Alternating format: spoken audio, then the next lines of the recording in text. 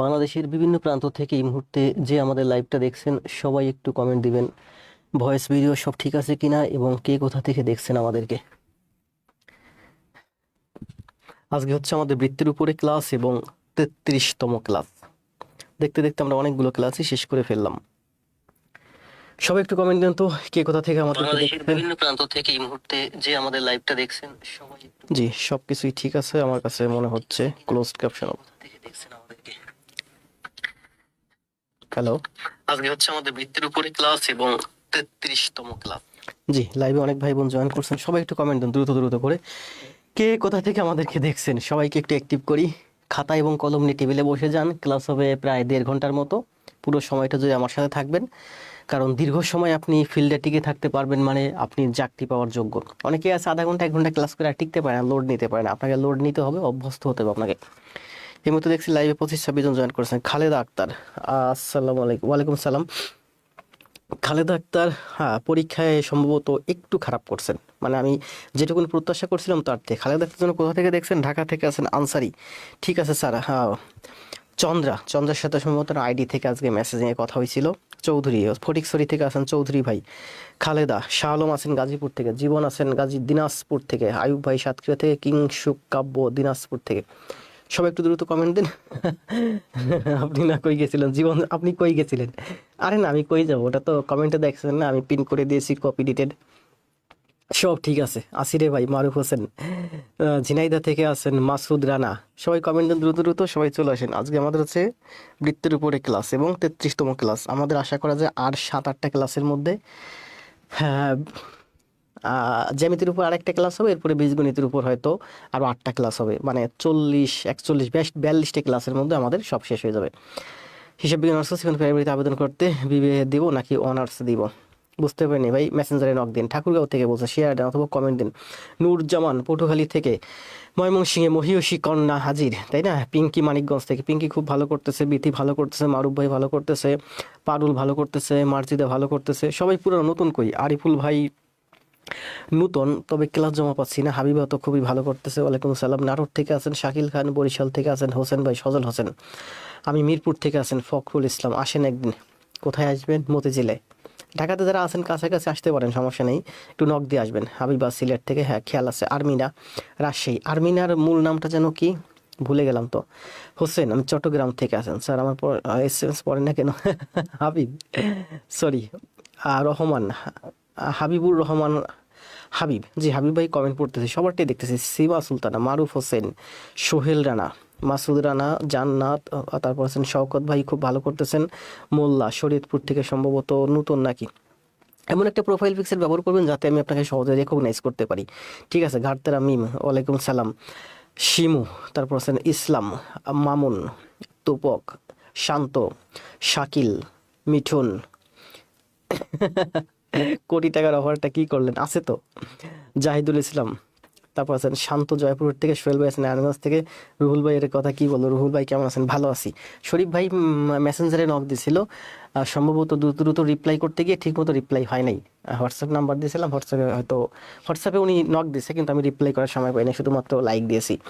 জান্নাত, মারুফা ইসলাম, কামাল চৌধুরী, ইমরান হোসেন, সীমা রাজশাহী থেকে। সীমা ভালো করছে, সীমা অলরেডি একটা পুরস্কারও পাইছে। জান্নাতুল ইসলাম, তারপরে সীমা, এমডি উল্লাহ আসেন বাঁশখালী থেকে। সবাই লাইভটা একটু শেয়ার করে দেন। লাইভে উপস্থিত দেখতে পাচ্ছি 100+। 200 জন হোক, লাইভ ক্লাস শুরু করব।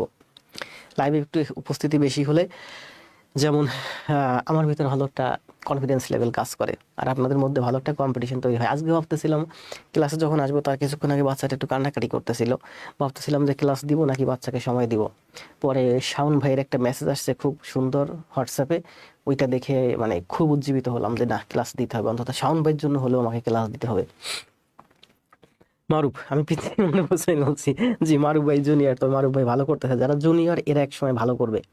ইউনুস খান আছেন, হাবিব আছেন সিরাজগঞ্জ থেকে। আরমিনা স্যার, আমার রিয়েল আইডি এটাই আসল, আমার একটাই নাম আরমিনা। ঠিক আছে, একটাই নাম, তাহলে হয়তো অন্য কাউকে ভাবছি। শরীদপুর থেকে আছেন সোহাগ ভাই, আফরোজা খাতুন আছেন যশোর থেকে, শেয়ার ডান লক্ষ্মীপুর থেকে আছেন সাবিহা রিমি খুব ভালো করতেছে। মেহের আফরোজ বগুড়া থেকে সম্ভবত নতুন, ভালো করবেন, আমি উন্নতি করতে পারছি না, গ্যাপ ছিল। নিয়মিত ক্লাস করেন, খাতায় করেন, ক্লাস জমা দেন, ভালো করবেন। আপনি ক্লাস জমা দিবেন, আপনার ক্লাসে লাইক পড়বে, আপনার ক্লাসে কমেন্ট পড়বে নিয়মিত, কিছুদিন করলে দেখবেন ভালো একটা গ্রুপ হয়ে যাবে, আপনার একটা নেশা হয়ে যাবে, আপনি এটা থেকে বেরোতে পারবেন না। আর একা একা ঘরের কোনায় বসে পড়াশোনা করলে আপনি যদি এটা শো না করেন, দেখবেন কিছুদিন পরে আস্তে আস্তে আপনি হারিয়ে যাবেন। আর আপনি যদি শো করেন, দেখবেন আপনি আপনি যখন একটা পোস্ট দেন, আপনার সাথে এই যে যারা নিয়মিত ক্লাস জমা দেয়, এদের সাথে একটা কমিউনিটি তৈরি হয়ে যায়, তাই না? জাহিদুল ইসলাম, হ্যাঁ, চৌদিকে শেয়ারডান, বর্মন আছেন লালমনিরহাট থেকে, জান্নাতুল ফেরদৌস, ওয়ালাইকুম সালাম। স্বপ্ন তরি খুব ভালো করতেছে শেরপুর থেকে। আপনার ছেলের নাম কি? আমার ছেলের নাম হচ্ছে ওশান, মানে হচ্ছে মহাসাগর, ডাক নাম হচ্ছে জন, আর আমি ডাকি ডাক নাম হচ্ছে জঙ্গু। নারায়ণগঞ্জ থেকে আছেন ফেরদৌস একাডেমি, এইচএস একাডেমি খুব ভালো করতেছে। নওগাঁ থেকে আবুল বাসার ভাই আপনি একটু মেসেঞ্জারে অথবা হোয়াটসঅ্যাপে নক দিয়েন, লটারির ব্যাপারে আপনার সাথে সরাসরি কথা বলবো। আপনি একটু ক্লেম করছেন যে লটারি সিস্টেমটা হচ্ছে না, যেভাবে ভালো হোক সেভাবেই করবো আমরা, তাই না? সাকিদুল ইসলাম, ওয়ালাইকুম আসসালাম। ব্রাহ্মণবাড়ি থেকে আছেন ইমাম আসাদুল্লাহ, তারপর হচ্ছে কামাল ভাই আছেন, মাহফুজুর ভাই ভালো করতেছে, মিম ভালো করতেছে, নাজমুল হুদা চুয়াডাঙ্গা থেকে সম্ভবত নতুন ফেসটা, তানজিলা আক্তার, স্যার পরীক্ষা খুঁজে পাই না। তানজিলা আক্তার তো খুব ভালো ক্লাস জমা দিচ্ছেন দেখছি, পেজে দেখবেন, পেজে তো দেই আমি সবই। আমার নাম বলেন না, জয়, নাম বলা লাগবে, জয় তো খুবই অ্যাক্টিভ রিসেন্টলি। মিয়া আছেন, মেহেদি ভাই খুব ভালো করতেছে, ভোলা থেকে আছেন, হাবিব জমা দিব কোথায়? গ্রুপ শেয়ার দেওয়া আছে পেজে দেখবেন। জান্নাতুল ইসলাম, নীলদিগন্ত, স্বপ্নতুরী, মিথিলা খুব ভালো করতেছে। ময়মনসিংহ থেকে শামসুন নাহার কানিজ, ময়মনসিংহের সবাই ভালো করতেছে। আসেন আমরা ক্লাস শুরু করি। কয় মিনিট হলো? Already 4 minute 37 second. আছেন না সবাই? খাতা এবং কলম নিয়ে টেবিলে বসে যান, আমার সাথে সাথে গণিতগুলো প্র্যাকটিস করেন। আবার বলি, আর সবাই লাইভে উপস্থিতি একটু কম টের পাচ্ছি, তারপরে ভালো আছে 140 প্লাস, 133 প্লাস, 133। লাইভ উপস্থিতি একটু কমার কারণ হচ্ছে গত 3-4 দিন আমি একটু কম ক্লাস দিয়েছি। যেমন গতকাল ক্লাস দিতে পারিনি, টায়ার্ড ছিলাম, এর আগে পরপর 3 দিন ক্লাস দিতে পারি নাই টেকনিক্যাল সমস্যার কারণে, এর কারণে লাইভ উপস্থিত না। শরীফ ভাই, স্যার ক্লাস হচ্ছে আজ জানি না। শরীফ ভাই হোয়াটসঅ্যাপে মেসেঞ্জারে নক দিয়েছিলাম, ব্যস্ততার কারণে আমি রিপ্লাই করতে পারি নাই, সমস্যা নেই, আমি ফ্রি হয়ে আপনাকে আমি রিপ্লাই দেবো। আসেন তাহলে আমরা কি যেন পড়াচ্ছিলাম? আমরা পড়াচ্ছিলাম মূলত প্রাইমারি গণিত। প্রাইমারির সাথে আরো যে গণিতগুলো আছে, বিসিএস বলেন, 11 থেকে 20তম গ্রেড বলেন, নিবন্ধন বলেন, সব গণিত আছে। প্রথমে প্রাইমারি যে কোনো চ্যাপ্টারের উপর, প্রথমে প্রাইমারি, তারপর হচ্ছে অন্যান্য চাকরি পরীক্ষার জন্য পড়াচ্ছি মূলত প্রফেসর প্রাথমিক সহকারী শিক্ষক নিয়োগ সহায়িকা 2025 এই বইটা থেকে। আজকে হচ্ছে আমাদের বৃত্তের উপরে ক্লাস, 33তম ক্লাস। এই প্রফেসর প্রকাশনীর এই বইটার 4র্থ অধ্যায়। ক্লাস প্রতিদিন 9টায়। শুক্রবার শনিবার বন্ধের দিনে বেশি টায়ার্ড থাকি, কারণ বাচ্চার বেশি সময় দিতে দিতে অনেক টায়ার্ড হয়ে যাই। অফিসের দিন অফিসে থাকি, অফিসের কাজ করি, পাশাপাশি একটু রেস্ট পাই। আমরা পড়াচ্ছি মূলত প্রাইমারি গণিত, কিন্তু এর পাশাপাশি পড়াচ্ছি নিবন্ধন, বিসিএস, প্রিলি, 11 থেকে 20তম গ্রেড সব চাকরির জন্য। আসেন আমরা কথা না বলে সোজা ক্লাসে চলে যাই।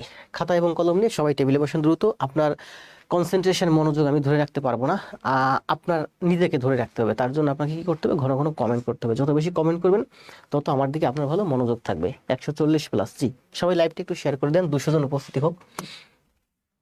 আসেন এখান থেকে আমাদের শুরু হবে আজকে গণিত ক্লাস, হবে এখন থেকে 1.5 ঘন্টা টানা। সুতরাং মানসিকভাবে সেভাবে প্রস্তুতি থাকেন। চা কফি প্রয়োজন নিয়ে বসবেন, মাঝখানে 2-4 মিনিটের জন্য প্রয়োজনে উঠবেন, উঠলেও আবার এসে টেবিলে বসবেন, পড়তে থাকেন। কি বলছে দেখেন, শেষ করে দেবো, সব শেষ করে দেবো, যা আছে সব শেষ করে দেবো। লাইভে আরেকটু 300 প্লাস উপস্থিতি হলে আমি একটু কনফিডেন্স পেতাম। অনেক জায়গায় তো দেখি যে 1K 2K প্রচুর উপস্থিতি। জি সবাই আপনাদের বন্ধুদেরকে, যে রুহুল ভাই দেখেন বন্ধুদেরকে মেনশন করে দিচ্ছে, আপনারা বন্ধুদেরকে মেনশন করে দেন, শেয়ার করে দেন। কি বলতে দেখেন প্রথম গণিতটা, একটি গাড়ির চাকা প্রতি মিনিটে 90 বার ঘুরে। একটা গাড়ির চাকা, এই হচ্ছে গাড়ির চাকা। এই গাড়ির চাকা, মনে করেন যে চাকাটার পেরিমিটার হচ্ছে 100 মিটার, মানে চাকাটার পেরিমিটার 100 মিটার তো আসলে হয় না, মনে করেন 10 মিটার। ঘোড়ার গাড়ির বড় চাকা, এইটা পেরিমিটার মানে পরিধি হচ্ছে 10 মিটার। তার মানে ও যদি একবার রোল করে, এই জায়গা থেকে যদি একবার রোল করে, সামনের দিকে মুভ করে, তাহলে একবার ঘুরলে এই 10 মিটার পথ অতিক্রম করবে। তো বলছে একটি গাড়ির চাকা প্রতি মিনিটে 90 বার ঘুরে। প্রতি মিনিট মানে কি? 60 মিনিটে 90 বার ঘুরে। প্রতি সেকেন্ডে 90 বার ঘুরে, মানে আমরা দেখতে পাচ্ছি প্রতি মিনিটে 60 সেকেন্ডে 90 বার, মানে প্রতি সেকেন্ডে 1.5 বার। 1.5 মানে কি? হ্যাঁ 1.5 বার মানে 1.5 টাইমস। 1 সেকেন্ডে চাকাটি কত ডিগ্রি ঘুরবে? 1 সেকেন্ডে চাকাটি কত ডিগ্রি ঘুরবে? এই অঙ্কগুলো সহজ, আবার পরীক্ষা হলে এগুলো অনেক বেশি কনফিউজ থাকে, কারণ অনেকগুলো কোশ্চেন আসে, আপনারা কনফিউজ হয়ে যান অনুশীলন কম করার কারণে। বলছে যে একটি চাকা দেখেন প্রতি মিনিটে 90 বার। বলছে যে চাকাটি সেকেন্ডে, আমাকে সেকেন্ড বাইর করতে হবে। প্রতি মিনিটে মানে কি? প্রতি মিনিটে মানে 60 সেকেন্ডে। তাহলে বলছে 60 সেকেন্ডে 90 বার ঘুরে। 90 বার, 90 বার। একবার যদি এই যে একটা চাকা একবার যদি ঘুরে, তার পুরোটা ঘুরলে হয় কত? 360 ডিগ্রি। একটা চাকায় একবার ঘুরলে 360 ডিগ্রি ঘুরে, দুইবার ঘুরলে 36 দুগুণে 72, 720 বার ঘুরে। তাহলে 90 বার মানে 90 ইন্টু 360 ডিগ্রি ঘুরবে। একটা গাড়ির চাকা 60 সেকেন্ডে 90 বার ঘুরে। 90 বার মানে 90 গুণ 360, এত ডিগ্রি ঘুরে। কারণ একবার ঘুরলে 360 ডিগ্রি, 90 বার ঘুরলে 90 গুণ 360 ডিগ্রি। তাহলে একটা চাকা, আমার কনসেন্ট্রেশন নষ্ট হচ্ছে, ফোনের থেকে সাউন্ড আসতেছে। একটা চাকা 60 সেকেন্ডে এত ডিগ্রি ঘুরে।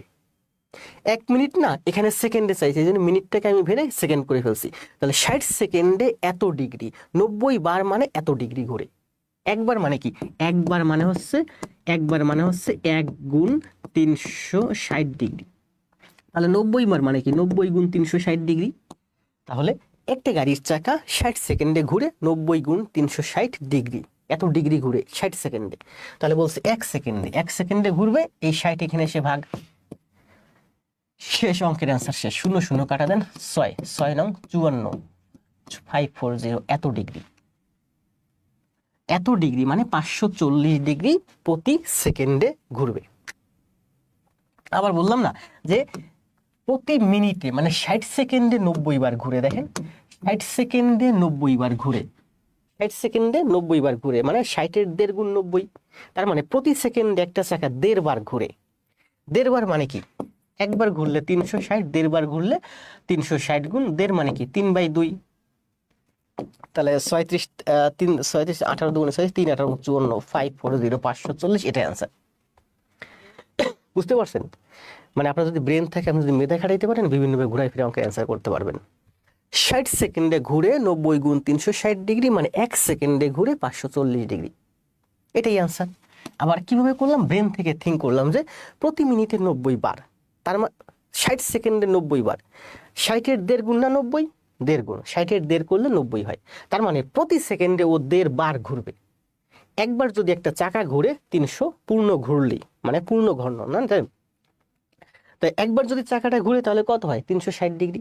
তাহলে 1.5 বার যদি ঘুরে 360-এর 1.5 গুণ, বা 360-এর মানে 360 মানে কি? 360-এর 1.5 গুণ, 1.5 মানে হচ্ছে 3/2, 1.5 মানে হচ্ছে 3/2, 1.5 মানে হচ্ছে 1.5, 37-এর 1.5 করলে কত হয়? 3 18 54, এই যে 540 শেষ।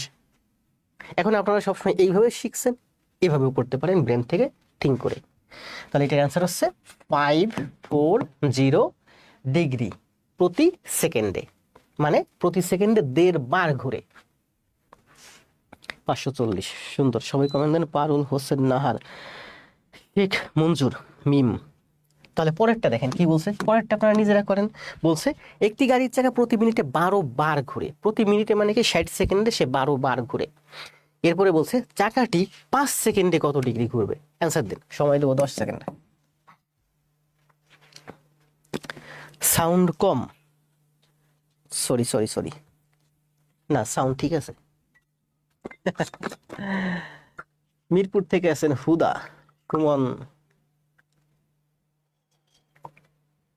সুমন দা প্রোফাইল পিকচার চেঞ্জ করছেন।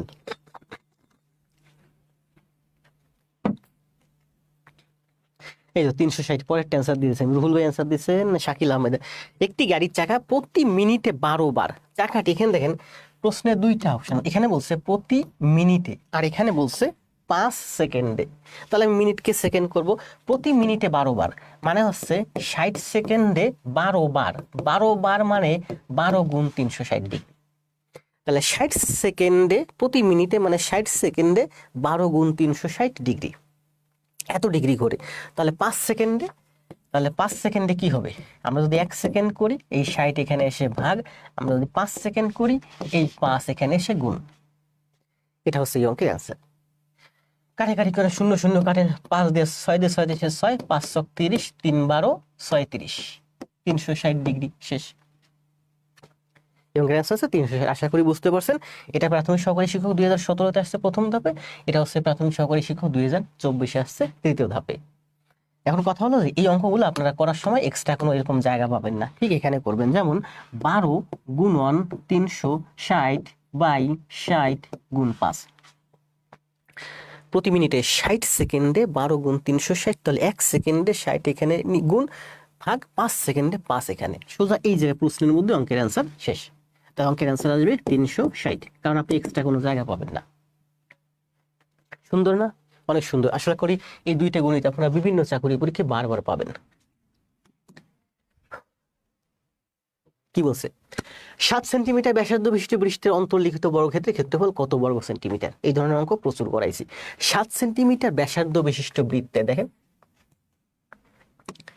7 সেন্টিমিটার ব্যাসার্ধ বিশিষ্ট বৃত্ত, এই যে ভিতরে একটা বৃত্ত আছে, এই বৃত্তের, এটা হচ্ছে বৃত্ত, ব্যাসার্ধ কোনটা?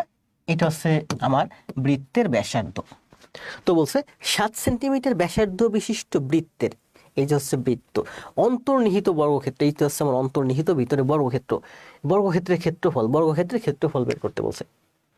বর্গক্ষেত্রের ক্ষেত্রফল বের করতে হলে আমরা কি লাগে? আমরা জানি বর্গের ক্ষেত্রফল মানে বর্গের এক বাহু যদি এ হয় তবে ক্ষেত্রফল হচ্ছে এ স্কোয়ার। তাহলে আমার বর্গের ক্ষেত্রফল বের করতে হলে কি করতে হবে? বর্গের এক বাহু বের করতে হবে। তাহলে দেখেন এইটার মান কত? এটা 7 সেন্টিমিটার হচ্ছে বৃত্তের রেডিয়াস, মানে বৃত্তের ব্যাসার্ধ। তাহলে বৃত্তের ব্যাস কত? বৃত্তের ব্যাস হচ্ছে 14। তাহলে বৃত্তের ব্যাস যদি 14 হয়, তাহলে এই বৃত্তের ব্যাস মানে হচ্ছে বর্গের কর্ণ। বর্গের কর্ণ যদি 14 হয়, বর্গের বাহু কত? 14/√2। বাহুকে √2 দিয়ে গুণ করলে কর্ণ পাওয়া যায়, কর্ণকে √2 দিয়ে ভাগ করলে বাহু পাওয়া যায়। তাহলে 14/√2 হচ্ছে বর্গের বাহু। তাহলে এই বর্গের ক্ষেত্রফল কত? বর্গের ক্ষেত্রফল হচ্ছে 14/√2 তার স্কোয়ার। এক বাহু হচ্ছে 14/√2, তাহলে বর্গের ক্ষেত্রফল হচ্ছে 14/√2 তার স্কোয়ার, এ স্কোয়ার। তার মানে 14 গুণ 14/2, √2 এর স্কোয়ার করলে স্কোয়ার রুটে কাটা যায় 2, 2 দিয়ে 14 কে কাটলে 7, 7 14 কত? 98। এই অঙ্কের অ্যান্সার হচ্ছে 98। তাহলে এই অঙ্কের অ্যান্সার কত? 98। শেষ না? শেষ। এখন দেখেন এখানে আমরা আরো সময় বাঁচাতে পারি। আমরা কি করছি? বর্গের বাহু বের করছি। বর্গের বাহু কিন্তু বের করা লাগে না, কারণ আমরা এর আগের বারই বলছি বর্গের ক্ষেত্রফল দুইটা। বর্গের দেখেন, বর্গের বাহু যদি হয় এ, তবে ক্ষেত্রফল হয় এ স্কোয়ার, মানে বাহু এর স্কোয়ার করলে হয়। আবার বর্গের কর্ণ যদি হয় এ, তবে ক্ষেত্রফল হয় এ স্কোয়ার/2, মানে কর্ণের স্কোয়ারকে 2 দিয়ে ভাগ করলে বর্গের ক্ষেত্রফল পাওয়া যায়। বর্গের ক্ষেত্রফলের দুইটা সূত্র। তাহলে আমরা এখান থেকে বর্গের বাহু বের করতে যাব না, আমাদের সময় লাগবে। বর্গের কর্ণ কত? 14। তাহলে এই বর্গের ক্ষেত্রফল কত? বর্গের ক্ষেত্রফল হচ্ছে 14 এর স্কোয়ার/2। 14 এর স্কোয়ার/2 মানে কি? 14 গুণ 14/2, 7, 7 14 98। শেষ। আপনি বাহু বের করতে গেলে আপনার সময় লাগবে, এখানে আরো 10 সেকেন্ড সময় চলে যাবে, 5 সেকেন্ড সময় চলে যাবে। এই 5 সেকেন্ড আপনার বাঁচাতে হবে। তাহলে আমরা এটা কিভাবে করব? বর্গের কর্ণ দেওয়া আছে 14, তাহলে বর্গের ক্ষেত্রফল হচ্ছে 14 এর স্কোয়ার/2, মানে হচ্ছে 98। তাহলে এই অঙ্কের অ্যান্সার হচ্ছে 98। স্যার রাশিয়া নিয়ে একটা ক্লাস দিন। রাশিয়া, কমেন্ট দিন। আক্তার, খাতুন, মনিরা, খালেদা, আয়ুব, ফেরদৌস, তারপর আছে কামরুল, মিম না, মিম তো ভালো করতেছে, মাঝখানে কদিন একটু। পারুল, মানসুরা, আফরিন, সিদ্ধাতুল মুনশাহাকে মেনশন করছে, ধন্যবাদ। আপনাদের বন্ধুদেরকে মেনশন করে দেন, সবাই চলে আসুক। কি বলছে দেখেন, বৃত্ত থেকে কিন্তু চাকরি পরীক্ষায় প্রচুর কোশ্চেন আসে, তাই না? 15 সেন্টিমিটার ব্যাসার্ধ বিশিষ্ট বৃত্তের, 15 সেন্টিমিটার ব্যাসার্ধ বিশিষ্ট বৃত্তের একটি জ্যা 24 সেন্টিমিটার হলে কেন্দ্র থেকে ওই জ্যায়ের সর্বনিম্ন দূরত্ব কত? খুব সহজ। কি বলছে দেখেন, এই যে একটা বৃত্ত 15 সেন্টিমিটার ব্যাসার্ধ, ব্যাসার্ধ মানে কি? কেন্দ্র থেকে পরিধি 15 সেন্টিমিটার, এটা দৈর্ঘ্য হচ্ছে 15 সেন্টিমিটার। তাহলে 15 সেন্টিমিটার ব্যাসার্ধ বিশিষ্ট বৃত্তের একটি জ্যা 24 সেন্টিমিটার। জ্যা কি? জ্যা হচ্ছে যে কোনো দুই বিন্দুর সংযোগ সরলরেখা, এটা হচ্ছে জ্যা, এটা হচ্ছে জ্যা, এটা হচ্ছে জ্যা। তাহলে বলছে 15 সেন্টিমিটার ব্যাসার্ধ বিশিষ্ট বৃত্তের একটা জ্যা আছে, মনে করেন এই যে জ্যা, এই জ্যাটার দৈর্ঘ্য হচ্ছে 24 সেন্টিমিটার। জ্যায়ের দৈর্ঘ্য কত? 24 সেন্টিমিটার। হলে কেন্দ্র থেকে ওই জ্যায়ের সর্বনিম্ন দূরত্ব কত? কেন্দ্র থেকে জ্যায়ের দূরত্ব, এইটার মান বের করতে বলছে। কেন্দ্র থেকে সর্বনিম্ন দূরত্ব মানে হচ্ছে লম্ব। আমরা সবই আস্তে আস্তে ক্লাসের ভিতর ব্যাখ্যা করব। দেখেন, মনে করেন যে এটা হচ্ছে আপনার বাড়ি, আমরা বাড়ি যেন কেমন অঙ্কন করতাম, এবার এটা হচ্ছে আপনার বাড়ি, এইটা হচ্ছে আপনার রাস্তা, আপনার গ্রামের রাস্তা। আপনার বাড়ি থেকে যদি বলে যে আপনার গ্রামের রাস্তায়, আপনার বাড়ি থেকে আপনি এই যে গ্রামের রাস্তা, আপনি এখান থেকে একটা পথ তৈরি করবেন। পথ তৈরি করতে হলে আপনি পথটা কিভাবে তৈরি করবেন? এইভাবে পথ তৈরি করবেন, নাকি এইভাবে পথ তৈরি করবেন, নাকি এই পথে পথ তৈরি করবেন? সোজা পথ তৈরি করবেন। সোজা মানে কি? সোজা মানে এটা গিয়ে এটার উপর লম্ব হবে, তার মানে এটা হচ্ছে সব থেকে শর্টেস্ট ডিস্টেন্স, মানে ক্ষুদ্রতম দূরত্ব। আর এই ক্ষুদ্রতম দূরত্ব কোনো বিন্দু থেকে কোনো রেখার উপর ক্ষুদ্রতম যে রেখাটা টানা হয়, সে সবচেয়ে ছোট রেখা, যেমন এইটা থেকে এইটা ছোট, এইটা থেকে এইটা ছোট, এই ছোট রেখাটা এই রেখার উপর লম্ব হয়। আবার দেখেন, এটা হচ্ছে বাস্তব জীবনের সাথে এক্সপিরিয়েন্স দিয়ে বুঝলাম। মনে করি এই যে একটা রেখা, এই যে একটা বিন্দু, বললো এই বিন্দু থেকে এই রেখার উপর আমি যদি লম্ব অঙ্কন করি, এই লম্বটা হচ্ছে এই বিন্দু থেকে এই বিন্দুর সবচেয়ে ক্ষুদ্রতম দূরত্ব, এই বিন্দু থেকে এই বিন্দুর সবচেয়ে ক্ষুদ্রতম দূরত্ব। আপনি যদি দেখেন, আপনি যদি এদিকে আঁকেন তাহলে এটা অতিভুজ হয়ে যাবে, এই রেখাটা এটা বড়, কারণ এই ত্রিভুজের, এই যে একটা ত্রিভুজ অঙ্কন করছেন, এই ত্রিভুজের মধ্যে এটা হচ্ছে আমার সমকোণ, তার মানে এইটা হচ্ছে একটা বাহু, এইটা হচ্ছে একটা বাহু, এটা হচ্ছে অতিভুজ, তার মানে এটার থেকে এটা বড়। আবার অঙ্কন করেন, এদিকে যদি অঙ্কন করেন তাহলে আমরা বলতে পারি এইটা থেকে এইটা বড়। এদিকে যদি অঙ্কন করেন, এই যে একটা ত্রিভুজ, তার মানে এইটা থেকে এইটা বড়, তাহলে এখানে সবচেয়ে ছোট কোনটা? এইটা হচ্ছে সব থেকে ছোট। তার মানে আমি বলতে চাচ্ছি যে কোনো একটা রেখার উপরে অন্য কোনো একটা বিন্দু থেকে আপনি যদি লম্ব অঙ্কন করেন, সেটা হচ্ছে সব থেকে ক্ষুদ্রতম দূরত্ব, এটা হচ্ছে সব থেকে ক্ষুদ্রতম দূরত্ব। তাহলে ক্ষুদ্রতম দূরত্ব কোনটা? যেটা লম্ব হয়। তাহলে বলছে যে 15 সেন্টিমিটার ব্যাসার্ধ বিশিষ্ট বৃত্তের 15 সেন্টিমিটার, আবার শুরু থেকে আঁকি। দেখেন, এগুলো সারা জীবন মুখস্থ করছেন, বুঝেন নাই। 15 সেন্টিমিটার ব্যাসার্ধ বিশিষ্ট বৃত্ত, এই যে হচ্ছে আমার 15 সেন্টিমিটার ব্যাসার্ধ বিশিষ্ট বৃত্ত। একটি জ্যা 24 সেন্টিমিটার, একটা জ্যা আছে, এই যে একটা জ্যা, এই জ্যাটা হলো আমার দৈর্ঘ্য হচ্ছে 24 সেন্টিমিটার। হলে কেন্দ্র থেকে ওই জ্যা, কেন্দ্র থেকে ওই জ্যায়ের সর্বনিম্ন দূরত্ব, সর্বনিম্ন দূরত্ব মানে কি? এই বিন্দু থেকে এই জ্যায়ের উপর লম্ব হবে। বুঝতে পারছেন কেন লম্ব হবে? লম্ব মানে হচ্ছে সর্বনিম্ন দূরত্ব। তাহলে এই বিন্দু থেকে এই জ্যায়ের উপর লম্ব অঙ্কন করলাম, এটা হচ্ছে সর্বনিম্ন দূরত্ব। যখন লম্ব অঙ্কন করলাম, এটা সমকোণ, তার মানে এটা আমার একটা সমকোণী ত্রিভুজ। এই সমকোণী ত্রিভুজ থেকে আমার বের করতে হবে এই দূরত্বটুকু। এটা কত? 15। আবার বলছে কেন্দ্র থেকে জ্যায়ের উপর যদি লম্ব অঙ্কন করি, তাহলে কি করে? জ্যাকে সমদ্বিখণ্ডিত করে। বৃত্তের কেন্দ্র থেকে জ্যায়ের উপর আপনি যদি লম্ব অঙ্কন করেন, তাহলে এই বিন্দুতে, এই বিন্দুতে এই জ্যাটা সমদ্বিখণ্ডিত হয়। এই জ্যাটা কত? 12। তাহলে এইটুকুনের মান করো, অর্ধেকের মান কত? 12। তাহলে এবার এই ত্রিভুজ থেকে এটা হলো আমার 15, এটা হলো আমার 12, এটার মান বের করতে বলছে। করেন সমকোণী ত্রিভুজের সূত্র, 15, 12 আর এটা কত? তো এটার মান হয় আমার 9, তাই না? এটার মান হয় আমার 9। সুন্দর না? অনেক সুন্দর। এটার মান হচ্ছে 9, কারণ 12 এর স্কয়ার সমান আমরা লিখতে পারি যে কি 9 এর, আমরা লিখতে পারি এই যে এটা মানে হচ্ছে আমার উচ্চতা, আমি ধরতে পারি উচ্চতা, তাহলে আমি লিখতে পারি এইচ স্কয়ার সমান 15 স্কয়ার মাইনাস 12 এর স্কয়ার। 15 15 225, 12 12 144, তার মানে 81, তার মানে এইচ সমান 9। তাহলে কি পেলাম? এটা ছিল আমার 15, এটা ছিল আমার 24, অর্ধেক 12, উচ্চতা বের করতে বলছে। উচ্চতার মান 9, এটার অ্যান্সার হচ্ছে 9। জি, কাজী আব্দুর রহমান ভাই গণিতে যথেষ্ট ভালো।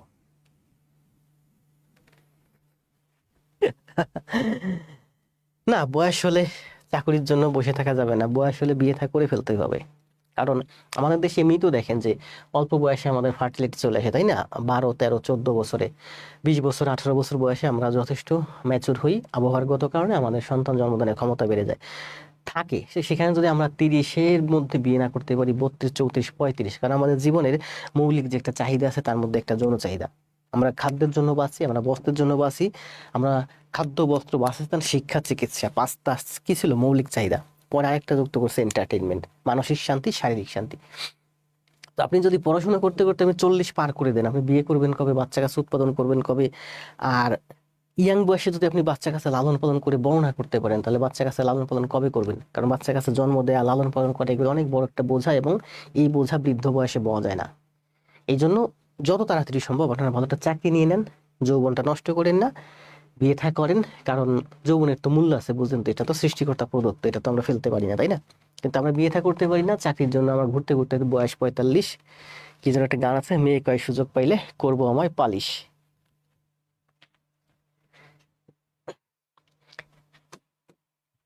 তাহলে মনে করেন যে আপনার যৌবন নষ্ট হয়ে যাচ্ছে, কারণ কি আপনি চাকরিতে ঢুকতে পারতেছেন না, তাহলে এই যৌবন দিয়ে করবেন কি? আমি কিন্তু দেখছেন অনার্স যেদিন শেষ করছি তারপরের দিন চাকরিতে ঢুকছি, মানে এটা কথার কথা, মানে আমার একদিনও বেকার থাকতে হয় নাই। আপনারা ওই যে এখানে ছোট একটা ছেলে আছে না, অল্প বয়স, কি যেন নাম রাখেন, ওটা আমার খুব পছন্দ, যে অল্প বয়স থেকে, মারুফ হোসেন, অল্প বয়স থেকে প্রস্তুতি শুরু করছে।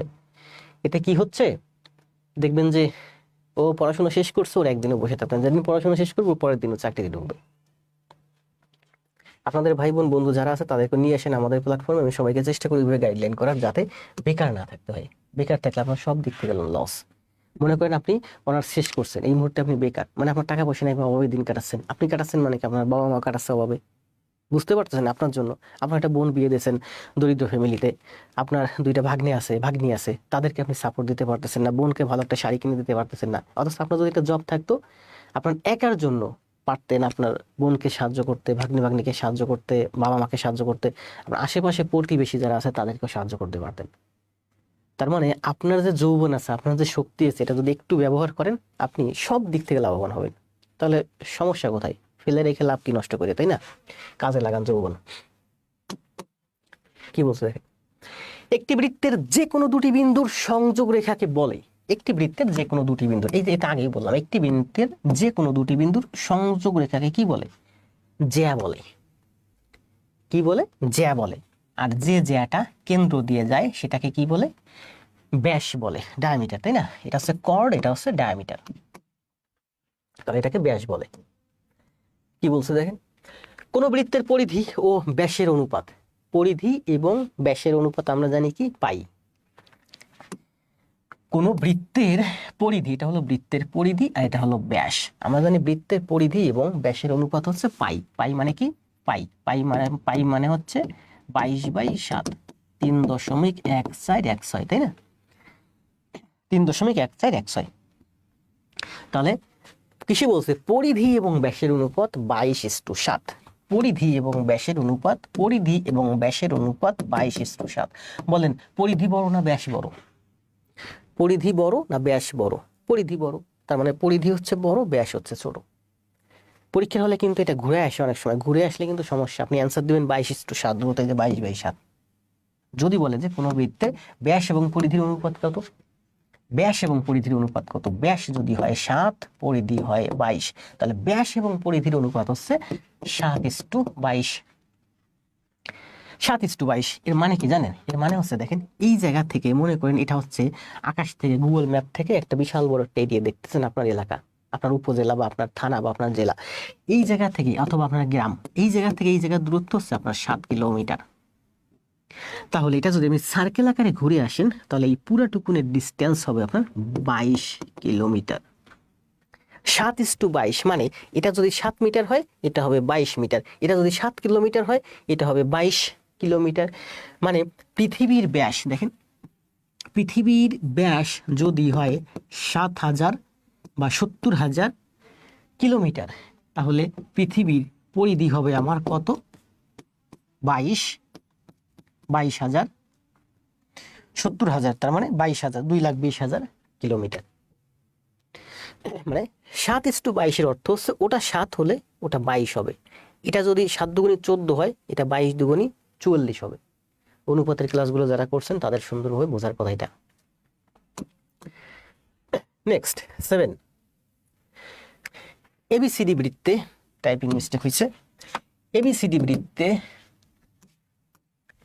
এ বি সি বৃত্তে এবি এবং সিডি দুইটি সমান জ্যা পরস্পর পি বিন্দুতে ছেদ করলে কোনটি সত্য? এই একটা অঙ্ক আমি আছে, অ্যান্সার দেন তো।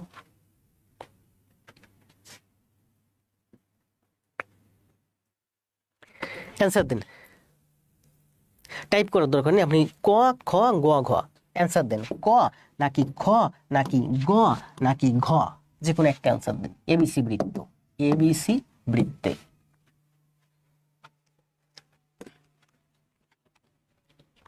আমার সাথে থাকলে আপনার ব্রেন অনেক ফাস্ট হবে।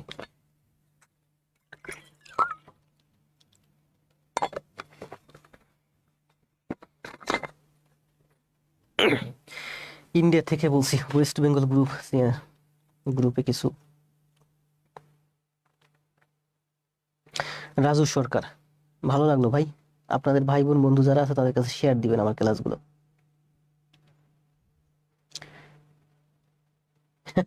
আজকে ফুল ক্লাস করবো মাহমুদুল হাসান জি। দেখেন, আমি আমার সাথে থাকলে আপনার সব দিক থেকে লাভ। আমাদের মাঠে ফুটবল খেলা হয়, শুনেন আমি যখন কথা বলি শুনেন, আমি কিন্তু ফাফাইসাল পারি না ক্লাসের ভিতর। আমাদের মাঠে ফুটবল খেলা হয়, তো একজন ব্যক্তি আছে উনি খুব ভালো রেফারি দেন, খুব ভালো, মানে পুরো অনেক বেশি বাঁশি দেয় এবং অনেক অ্যাট্রাকটিভ, মানে ওনার জন্য প্লেয়াররা এত বেশি ইন্সপায়ার হয়, খেলা জমে যায়। পুরো মাঠে খেলা জমে গেছে কারণ রেফারির জন্য।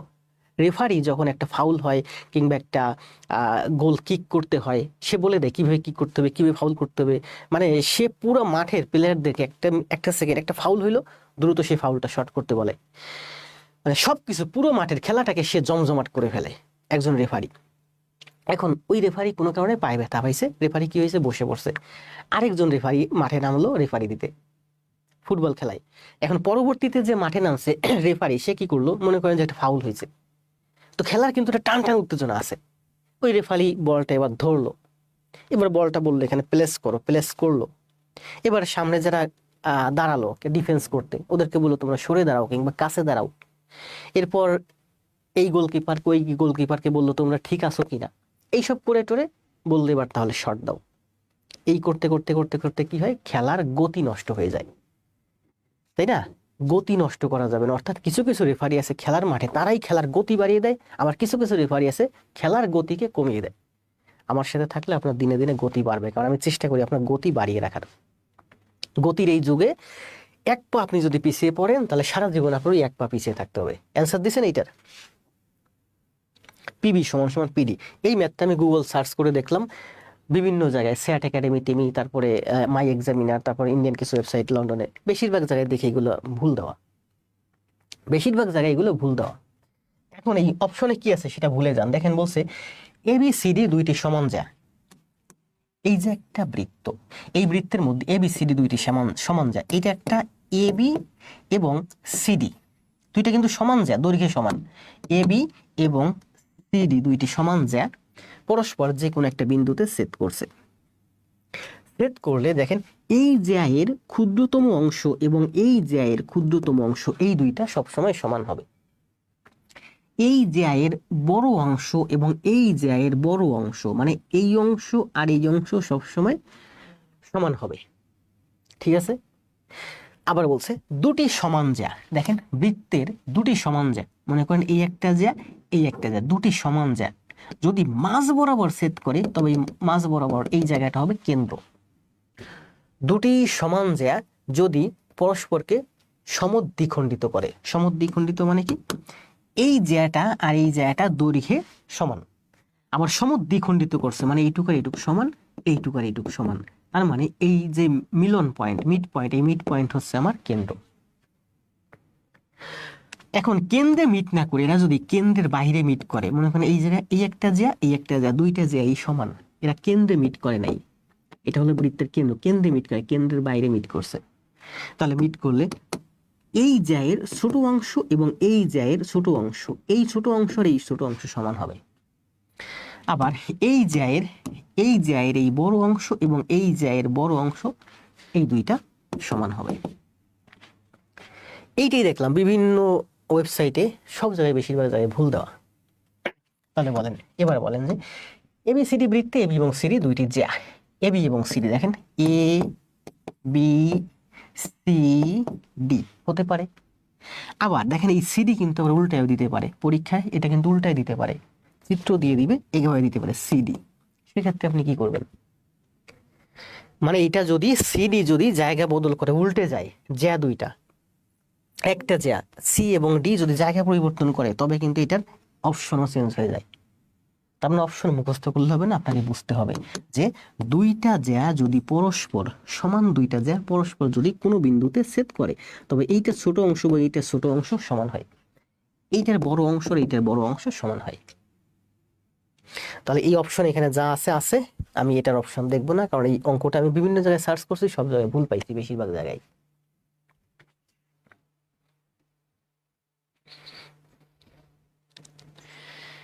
জি আসেন নেক্সট।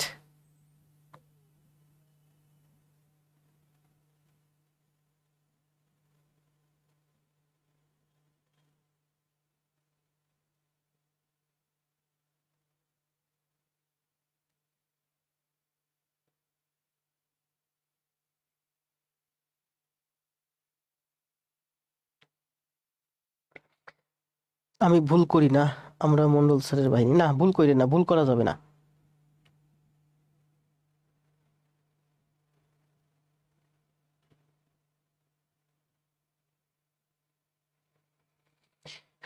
দ্রুত কমেন্ট দেন, দ্রুত কমেন্ট দেন। স্যার আমি ভারত থেকে, কে বলছেন? মোহাম্মদ আলী, ধন্যবাদ ভাই। মিম, আর তারপরে শিমু আক্তার, ক্লাস করেন, ক্লাস করেন, ক্লাস করেন, ক্লাস। এটা বলছে কি দেখেন, এটার অ্যান্সার দেন। কি বলছে? বৃত্তের একই চাপের উপর অঙ্কিত কেন্দ্রস্থ কোণ পরিধিস্থ বা বৃত্তস্থ কোণের কত গুণ? অ্যান্সার দেন, সময় 10 সেকেন্ড। এটা তো আপনারা জানেন, করাইছি, পূর্বের ক্লাসে করাইছি না? সাতের সাতের উত্তর যেটা হবে সেটা উত্তর দেন, নিজের খাতায় অঙ্কন করেন, খাতায় করে তারপর উত্তর দেন। আমি বললাম ওইটা বিভিন্ন জায়গায় ভুল পাইছি, বেশিরভাগ জায়গায় ভুল পাইছি। তাহলে আমি তো বুঝাই দিয়েছি, আপনি আপনার মতো করে অঙ্কন করেন। সি এবং ডি যদি জায়গা পরিবর্তন করে, দেখেন এটা একটা বৃত্ত এবিসি, বৃত্তে এ বি একটা চাপ, তাহলে মনে করেন সিডি। আপনার পরীক্ষায় কিন্তু এই যে ব্যাংকের যে কোশ্চেনগুলো আসে, বেশিরভাগই চিত্র অঙ্কন থাকে। বললো এবি, এই যে এবি, এটা হলো এবি এবং সিডি দুইটি চাপ। তার মানে আমি বলতে পারি এটা ও বিন্দুতে মিট করলে আমি বলতে পারি ওডি সমান সমান ওবি। এই অপশনটা থেকে আমরা বলতে পারি ওডি সমান সমান ওবি, কারণ ছোট দুইটা অংশ সমান সমান বড় দুইটা অংশ। আবার আমরা বলতে পারি যে যদি ডি আর সি জায়গা বদল করে দেয়, ডিসি, এভাবে চিত্রটা অঙ্কন করলাম, তাহলে আমি বলতে পারি ও ডি সমান সমান ও বি। আবার বলতে পারি ও এ সমান সমান ও সি। এটা কি বলছে? বৃত্তের একই চাপের উপর অঙ্কিত কেন্দ্রস্থ কোণ পরিধিস্থ কোণের কত গুণ? বৃত্তের একই চাপের উপরে অঙ্কিত, এটা হচ্ছে আমার কেন্দ্রস্থ কোণ, আর এটা হচ্ছে আমার পরিধিস্থ কোণ বা বৃত্তস্থ কোণ। এটা হচ্ছে পরিধি বা বৃত্তের সাথে লেগে আছে। তাহলে আমরা জানি যে কেন্দ্রস্থ কোণ হচ্ছে বৃত্তস্থ কোণের দ্বিগুণ, দ্বিগুণ, তাই না? দেখেন এই যে একটা বৃত্ত, এই বৃত্তটা এটা হচ্ছে কেন্দ্র, যদি মাছ দিয়ে যায়, তাহলে মনে করেন এই যে হচ্ছে চাপ, এই যে চাপ, এই একই চাপের উপরে, এই একই চাপের উপরে এটা হচ্ছে আমার কেন্দ্রস্থ কোণ। কেন্দ্রস্থ কোণ কত ডিগ্রি? 180 ডিগ্রি। এটা কত ডিগ্রি? এটা হচ্ছে আমার 90 ডিগ্রি, কারণ অর্ধবৃত্তস্থ কোণ মানেই 90 ডিগ্রি। এটাও আমার 90 ডিগ্রি, এটাও আমার 90 ডিগ্রি। তাহলে দেখেন একই চাপের উপরে আমার কেন্দ্রস্থ কোণ 180 ডিগ্রি, আবার একই চাপের উপরে বৃত্তস্থ কোণ আমার 90 ডিগ্রি। তাহলে আমি বলতে পারি যে বৃত্তস্থ কোণ হলো কেন্দ্রস্থ কোণের অর্ধেক। এভাবে আমরা প্রমাণ করতে পারি, আবার আমরা এইভাবে প্রমাণ করতে পারি। দেখেন এটা কি?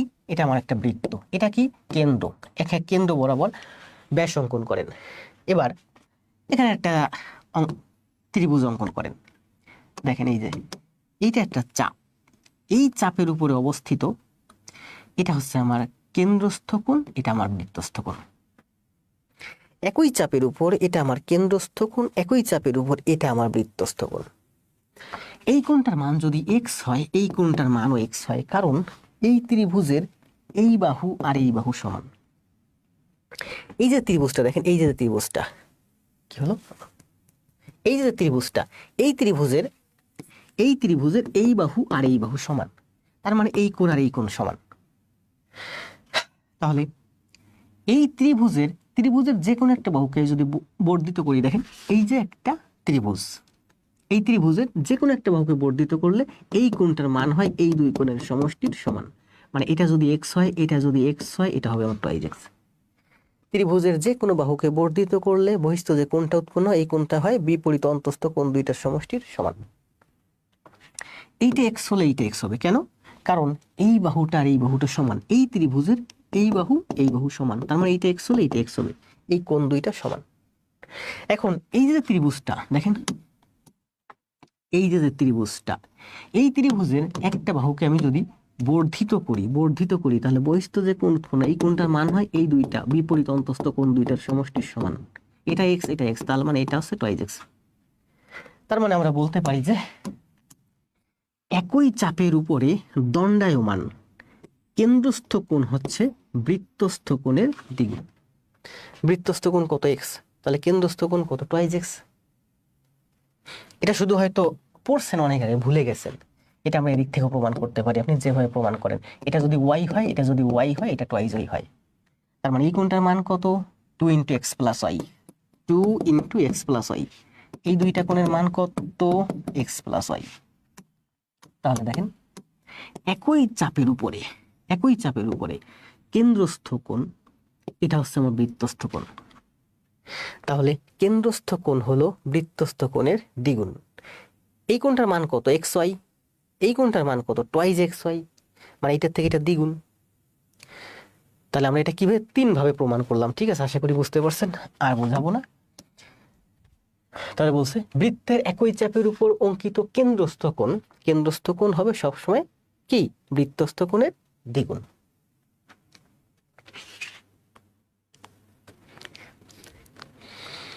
দারুণ ক্লাস। কে বলছে? কে? ফারহান, সাবনুর রহমান, ওয়ালাইকুম সালাম। অ্যান্সার দেন, সবাই অ্যান্সার দিচ্ছেন না? দ্বিগুণ আখি। আপনার ক্লাসের ভিতরে টপ প্রয়োজনীয় কথাবার্তা কম বলেন, ক্লাসের দিকে মনোযোগ দেন। এটার অ্যান্সার দেন। এটা বলেন, বৃত্তের ব্যাস 3 গুণ বৃদ্ধি করলে ক্ষেত্রফল কত গুণ বৃদ্ধি পাবে? অ্যান্সার দেন, সময় দেবো 20 সেকেন্ড। করাইছি না? করাইছি। সময় হচ্ছে আপনার 20 second, answer then.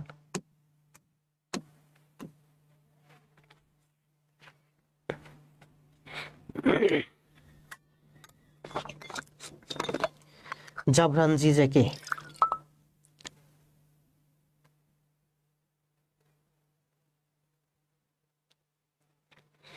Raju Sarkar sir, group C and group D math.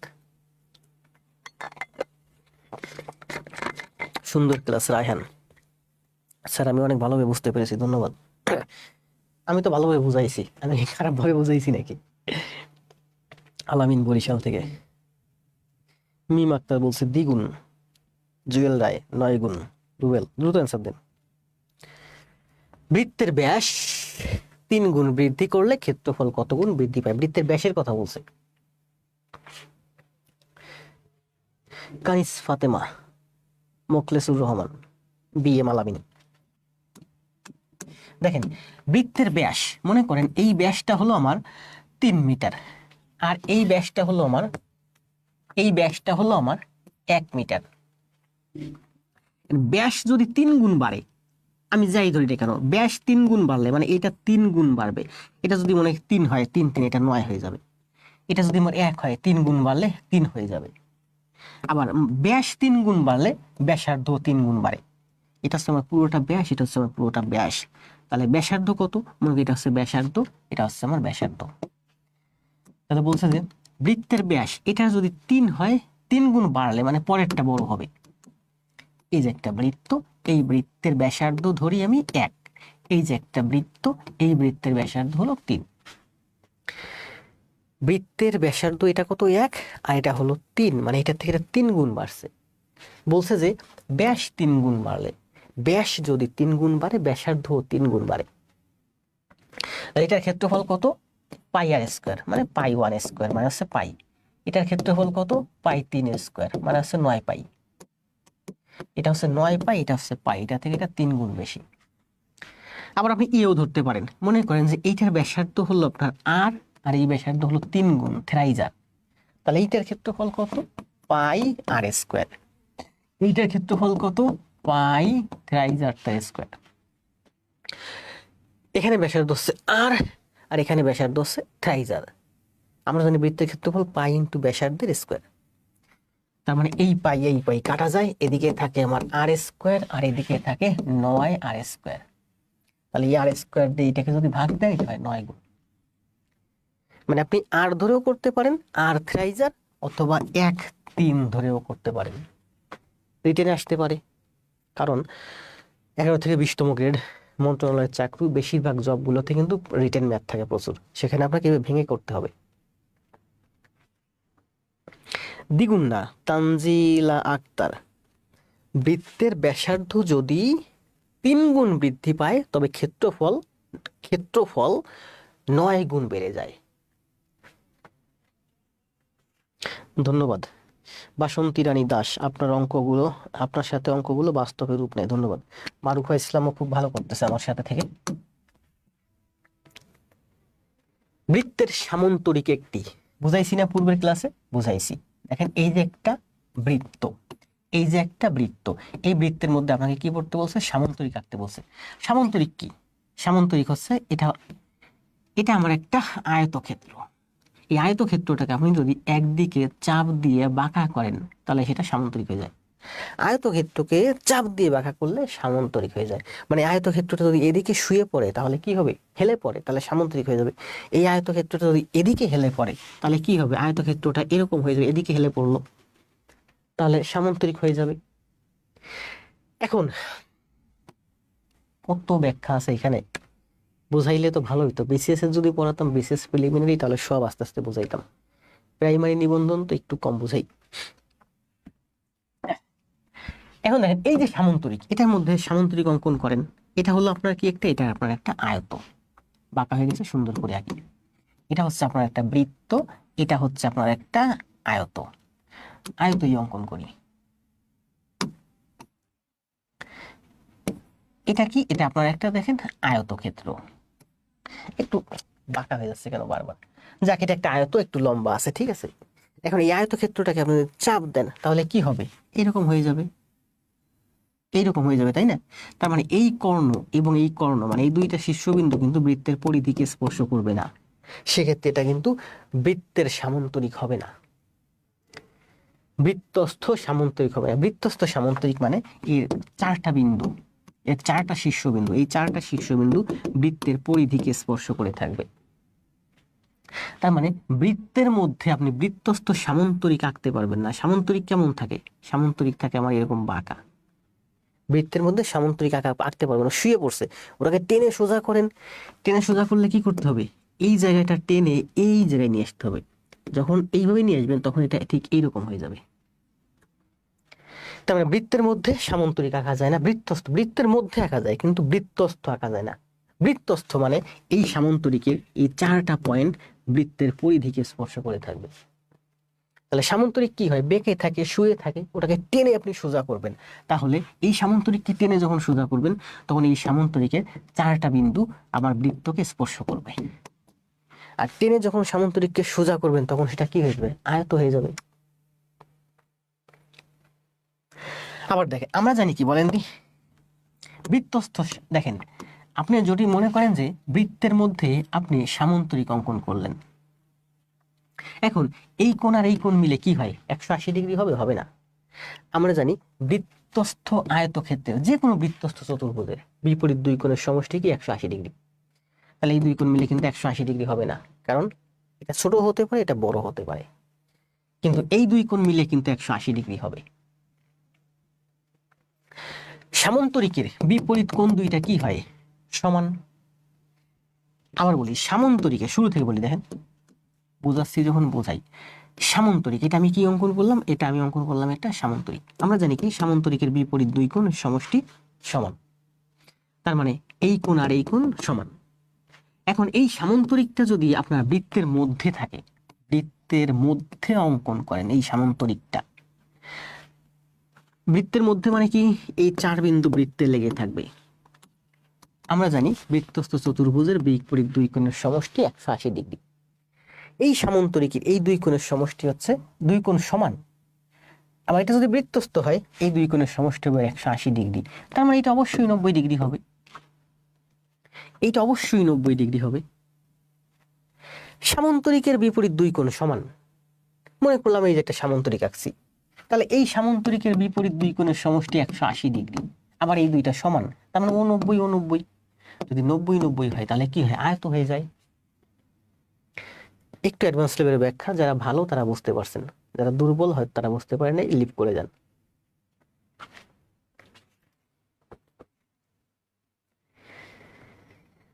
ধন্যবাদ, ক্লাস করেন। উল্লাহ, মাসুদ, কামাল উল্লাহ। আচ্ছা, পরের অ্যান্সার দেন 10-11। আমি কিন্তু প্রত্যেকটা জ্যামিতি দেখছেন ব্যাখ্যা করতেছি, আমি চাইলে কিন্তু দ্রুত দ্রুত শুধু পড়ায় যেতে পারতাম। ব্যাখ্যা করে পড়লে বুঝলে আপনার সারা জীবন কাজে লাগবে। একবারই জীবনে শিখবেন, সারা জীবনে শেখা লাগবে না। আপনি শিখবেন, আপনার ভবিষ্যৎ প্রজন্মকে শেখাবেন। আর আপনি যদি না বুঝে শুধু মুখস্থ করেন, আপনি মুখস্থ করবেন, আপনার ভবিষ্যৎ প্রজন্ম মুখস্থ করবে। জ্যামিতি আসলে মুখস্থ করার বিষয় না। এটা অ্যান্সার দেন।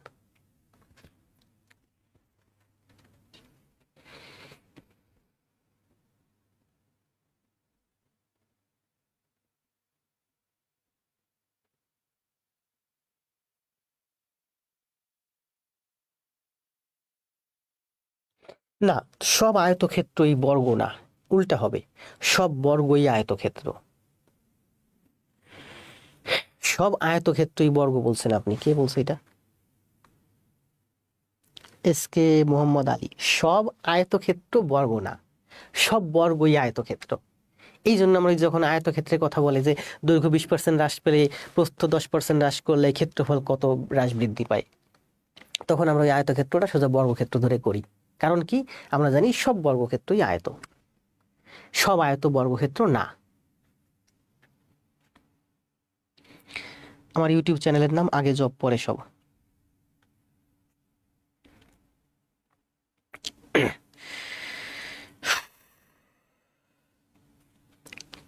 সবাই অ্যান্সার দিয়েছেন 4। স্যারের পেজে স্যারের ক্লাস প্রচার করে দিলাম। রুহুল ভাই আছেন, জান্নাত, এইচএসসি, শাওন, শাকিল, আয়ুব ভাই, শিমু। কি বলছে বলেন? একটি বৃত্তের ব্যাসার্ধ অপর একটি বৃত্তের ব্যাসার্ধের দ্বিগুণ হলে প্রথমটির ক্ষেত্রফল দ্বিতীয়টির ক্ষেত্রফল কত? একটি বৃত্তের ব্যাসার্ধ অপর একটি বৃত্তের ব্যাসার্ধের দ্বিগুণ হলে, একটি বৃত্তের ব্যাসার্ধ অপর একটি বৃত্তের ব্যাসার্ধের দ্বিগুণ, এইটা দ্বিগুণ, মানে এটা ছোট, মানে এটা যদি 1 হয় তাহলে এটা 2, তাহলে এটার ক্ষেত্রফল পাই আর স্কোয়ার, এটার ক্ষেত্রফল পাই আর স্কোয়ার, মানে 2 2 4। এটা ক্ষেত্রফলের থেকে এটা ক্ষেত্রফল হচ্ছে 4 গুণ বেশি, মাত্র আমরা ব্যাখ্যা করছি। তাহলে এইটার ক্ষেত্রফলের থেকে এইটার ক্ষেত্রফল হচ্ছে 4 গুণ বেশি, আর এইটার ক্ষেত্রফলের থেকে এইটার ক্ষেত্রফল হচ্ছে 4 গুণ কম, বা এইটার ক্ষেত্রফলের তুলনায় এইটার ক্ষেত্রফল হচ্ছে 1/4 অংশ, 4-এর 1 অংশ। Thank you sir. SK Mohammad Ali. Mohammad Ali ভাই কমেন্ট করছিলেন যে সব আয়তক্ষেত্রই বর্গক্ষেত্র না। বুঝতে পারছেন এবার? আয়তক্ষেত্র মনে হয় এই যে একটা আয়তক্ষেত্র, সব এটা এটা কি বর্গ হবে? হবে না। সব আয়তক্ষেত্রই বর্গক্ষেত্র না, কিন্তু সব বর্গক্ষেত্রই আয়তক্ষেত্র। কারণ বর্গ আর আয়ত, বর্গের যে আয়তের যে থিম আছে ওটা এটার সাথে মিলে যায়। তাহলে আমরা কি করলাম বলেন? আমরা 11টা জ্যামিতি খুব সুন্দরভাবে ব্যাখ্যা করে করে বুঝালাম, শেখালাম। এগুলো হচ্ছে প্রাইমারিতে আসছে। এটা দেখেন প্রাথমিক শিক্ষকে আসছে 2013 সালে। আমরা এখন যেটা শিখবো এটা হচ্ছে কতিপয় অনুসিদ্ধান্ত। এগুলো ব্যাখ্যা করতে পারি, যদি বলেন ব্যাখ্যা করতে, প্রত্যেকটা ব্যাখ্যা করব। জীবনে একবারই শিখবেন, আর যদি বলেন না ব্যাখ্যা করার দরকার নেই, শুধু বলে যান অ্যান্সার, তাহলে অ্যান্সার মুখস্থ বলে যাও। এটা এগুলো কিন্তু অনুসিদ্ধান্ত। এখানে কতগুলো অনুসিদ্ধান্ত আছে? কয়টা অনুসিদ্ধান্ত আছে দেখি। অনুসিদ্ধান্ত মানে স্বতঃসিদ্ধ, সত্য, প্রমাণিত। হ্যাঁ, এখানে মোট আমাদের 12টা অনুসিদ্ধান্ত আছে। এরপরে বিসিএস এবং অন্যান্য চাকরি পরীক্ষায় আসছে, সেইগুলো করব আমরা। তাহলে অনুসিদ্ধান্তগুলো আমরা একটু দ্রুত দ্রুত করে আসি নাকি? বলেন প্রথমটা কি বলছে? স্যার ব্যাখ্যা করেন। ব্যাখ্যা করতে গেলে স্টুডেন্ট কমে যায়, অনেক দুর্বল স্টুডেন্ট আছে তো বুঝতে পারে না। সবার তো চাকরি হবে না, যারা খুব বেশি দুর্বল তাদের চাকরিতে আসাও দরকার নেই। প্রাইমারি নিবন্ধনে এসে বাংলাদেশে প্রচুর মেধাবী স্টুডেন্ট আছে। আমি আমার এলাকায় দেখছি, আমার গ্রামে অনেক ভালো ভালো ছেলে মেয়ে আছে যারা অনেক মেধাবী, বিভিন্ন কোম্পানিতে চাকরি করে বেড়ায়, অথচ খুব দুর্বল দুর্বল স্টুডেন্ট কোথা থেকে কবে পাস করছে, পড়াশোনা করছে কিনা জানি না, কোথা থেকে উন্মুক্ত থেকে পাস করছে, কি করছে না করছে, প্রাইমারি চাকরি হয়ে গেছে, মানে জাতির মেধা একেবারে ধ্বংস করে দিচ্ছে। যারা একটু মেধাবী, যারা একটু ভালো, তারাই আসেন প্রাইমারি হাই স্কুলে, তাহলে জাতির ভবিষ্যৎ ভালো হবে। কি বলছে দেখেন, একই সরলরেখায় অবস্থিত নয় এমন তিনটি বিন্দু দিয়ে একটি মাত্র বৃত্ত আঁকা যায়। একই সরলরেখায় অবস্থিত নয় এমন তিনটি বিন্দু। লাইভ উপস্থিতি একটু কমে গেছে, আমার মনটা একটু খারাপ হয়ে গেছে। ব্যাখ্যা করেন, ব্যাখ্যাটাই ভালো। একই সরলরেখায় অবস্থিত নয় এমন তিনটি বিন্দু, একই সরলরেখায় অবস্থিত নয়, এই একটা বিন্দু, এই একটা বিন্দু, এই একটা বিন্দু, এই তিনটা বিন্দু দিয়ে আপনি একটা বৃত্ত অঙ্কন করবেন। একই সরল রেখায় অবস্থিত নয় এমন তিনটি বিন্দু দিয়ে কেবলমাত্র একটা বৃত্ত আঁকা যায়। যে কোনো দুইটা বিন্দু, দুইটা বিন্দু দিয়ে, আমরা আগের ক্লাসে যে কোনো দুইটা বিন্দু দিয়ে অসংখ্য বৃত্ত অঙ্কন করা যায়, এর আগের ক্লাসে দেখছিলাম। যে কোনো দুইটা বিন্দু, সেটা একই সরলরেখায় হোক যাই হোক, দুইটা বিন্দু দিয়ে অসংখ্য বৃত্ত অঙ্কন করা যায়। একই সরলরেখায় অবস্থিত নয় এমন তিনটা বিন্দু দিয়ে কেবলমাত্র আপনি একটা বৃত্ত অঙ্কন করতে পারবেন।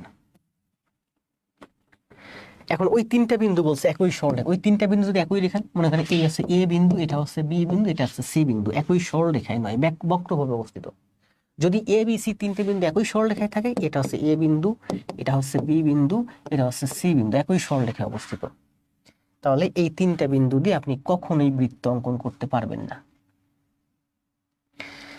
যদি একই সরলরেখায় অবস্থিত না থাকে, একটু বাঁকা থাকে, মানে সি বিন্দু এখানে আছে, এখানে আছে সি বিন্দু, তাহলে এই তিনটা বিন্দু দিয়ে আপনি বৃত্ত অঙ্কন করতে পারবেন, মানে অনেক বড় একটা বৃত্ত হবে।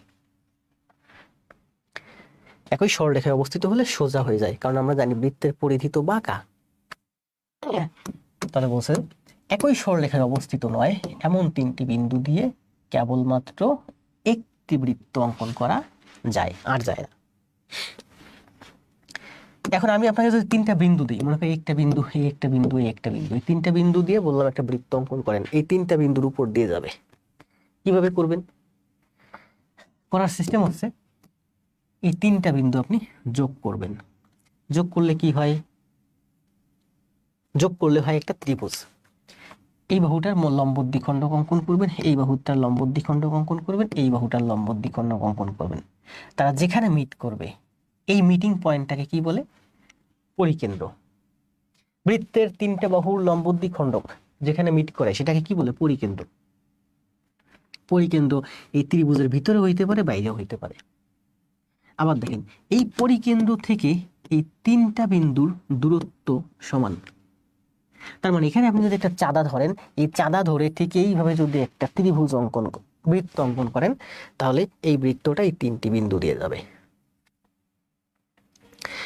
মানে তিনটা বিন্দু দিয়ে যদি আপনাকে একটা বৃত্ত অঙ্কন করতে বলে, তাহলে যে বিন্দুতে আপনি চাঁদাটা ধরবেন সেই বিন্দুটা হবে এই তিনটা বিন্দু থেকে সমান দূরে অবস্থিত। এখন এই তিনটা বিন্দু থেকে সমান দূরত্ব কিভাবে নির্ণয় করবেন?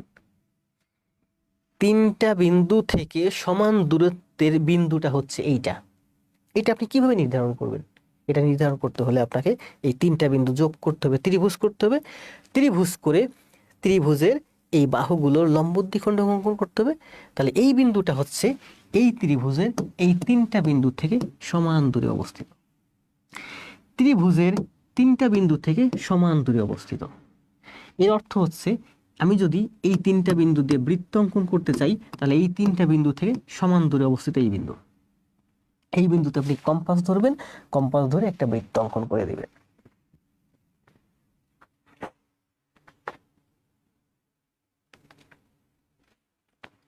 বুঝতে পারছেন না? সুন্দর একটা ব্যাখ্যা। তাহলে আমরা আসলে অনেক সুন্দর অনেক কিছু ব্যাখ্যা করলাম, এগুলো দরকার আছে, কিন্তু আপনি যেখানে যা দেখেছি সব দরকার।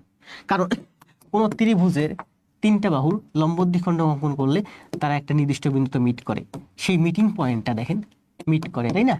এই যে আমি একটা ত্রিভুজ সব সমান হয়ে যাচ্ছে, একই রকম হয়ে যাচ্ছে, এখানে অঙ্কন করলাম, অথবা আমি এখানে অঙ্কন করলাম। এই লম্ব দ্বিখণ্ডক, এই লম্ব দ্বিখণ্ডক, এই লম্ব দ্বিখণ্ডক যে জায়গায় মিট করে সেটাকে কি বলে? পরিকেন্দ্র। লম্ব দ্বিখণ্ডক মানে কি? বাহুর ঠিক মাঝখানে আপনি লম্ব অঙ্কন করবেন, বাহুর ঠিক মাঝখানে লম্ব অঙ্কন করবেন, বাহুর ঠিক মাঝখানে লম্ব অঙ্কন করবেন।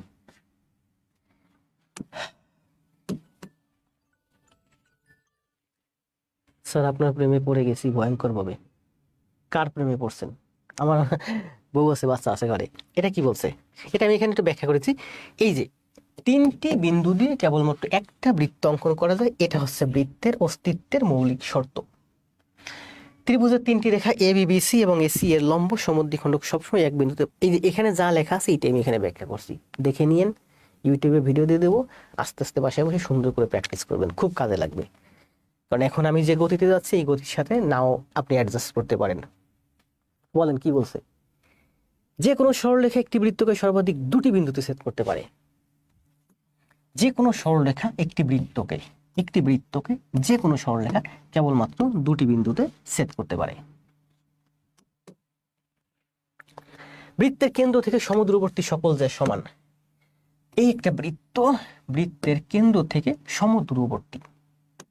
সমদূরবর্তী মনে করেন যে এটা হচ্ছে 1 মিটার দূরে অবস্থিত একটা জ্যা। এটা হচ্ছে আমার 1 মিটার দূরে অবস্থিত একটা জ্যা। তাহলে বৃত্তের কেন্দ্র থেকে এটাও 1 মিটার দূরে, এটাও 1 মিটার দূরে, সকল জ্যা পরস্পর সমান। আমরা এটা প্রমাণ করি কিভাবে? এভাবে প্রমাণ করি, তাই না? এখানে একটা ত্রিভুজ অঙ্কন করি, এই একটা ত্রিভুজ, এই একটা ত্রিভুজ। এই দুইটা ত্রিভুজের মধ্যে দেখেন এটা হচ্ছে লম্ব, আবার এইটা হচ্ছে বৃত্ত। এই দুইটা ত্রিভুজের মধ্যে এই বাহু আর এই বাহু সমান, কারণ এটা হচ্ছে বৃত্তের কি ব্যাসার্ধ। এই বাহু আর এই বাহু সমান, এখানে বলেই দিছে সমদূরবর্তী, কেন্দ্র থেকে সমদূরবর্তী। আবার এই বাহু আমি যখন মধ্যবিন্দুতে অ্যাড করছি বা লম্ব অঙ্কন করছি, দূরত্ব মানে কি? লম্ব। কেন্দ্র থেকে জ্যা এর দূরত্ব মানে কি? লম্ব। তার মানে এটা সমকোণ, এটা সমকোণ, তার মানে ত্রিভুজ দুইটা সর্বসম। আমরা বলতে পারি এই বাহু আর এই বাহু সমান। এই বাহু আর এই বাহু সমান মানে এই পুরা বাহু আর পুরা বাহু সমান, কারণ এই বাহুটুকুন হচ্ছে পুরা বাহুর অর্ধেক, এই বাহুটুকুন হচ্ছে পুরা বাহুর অর্ধেক। তাহলে এই ত্রিভুজ আর এই ত্রিভুজ সর্বসম, এর মানে হচ্ছে এই বাহুটুকুন আর এই বাহুটুকুন সমান। এখন এই বাহু হচ্ছে পুরা বাহুর অর্ধেক, আর এই বাহুটুকুন হচ্ছে পুরা বাহুর অর্ধেক।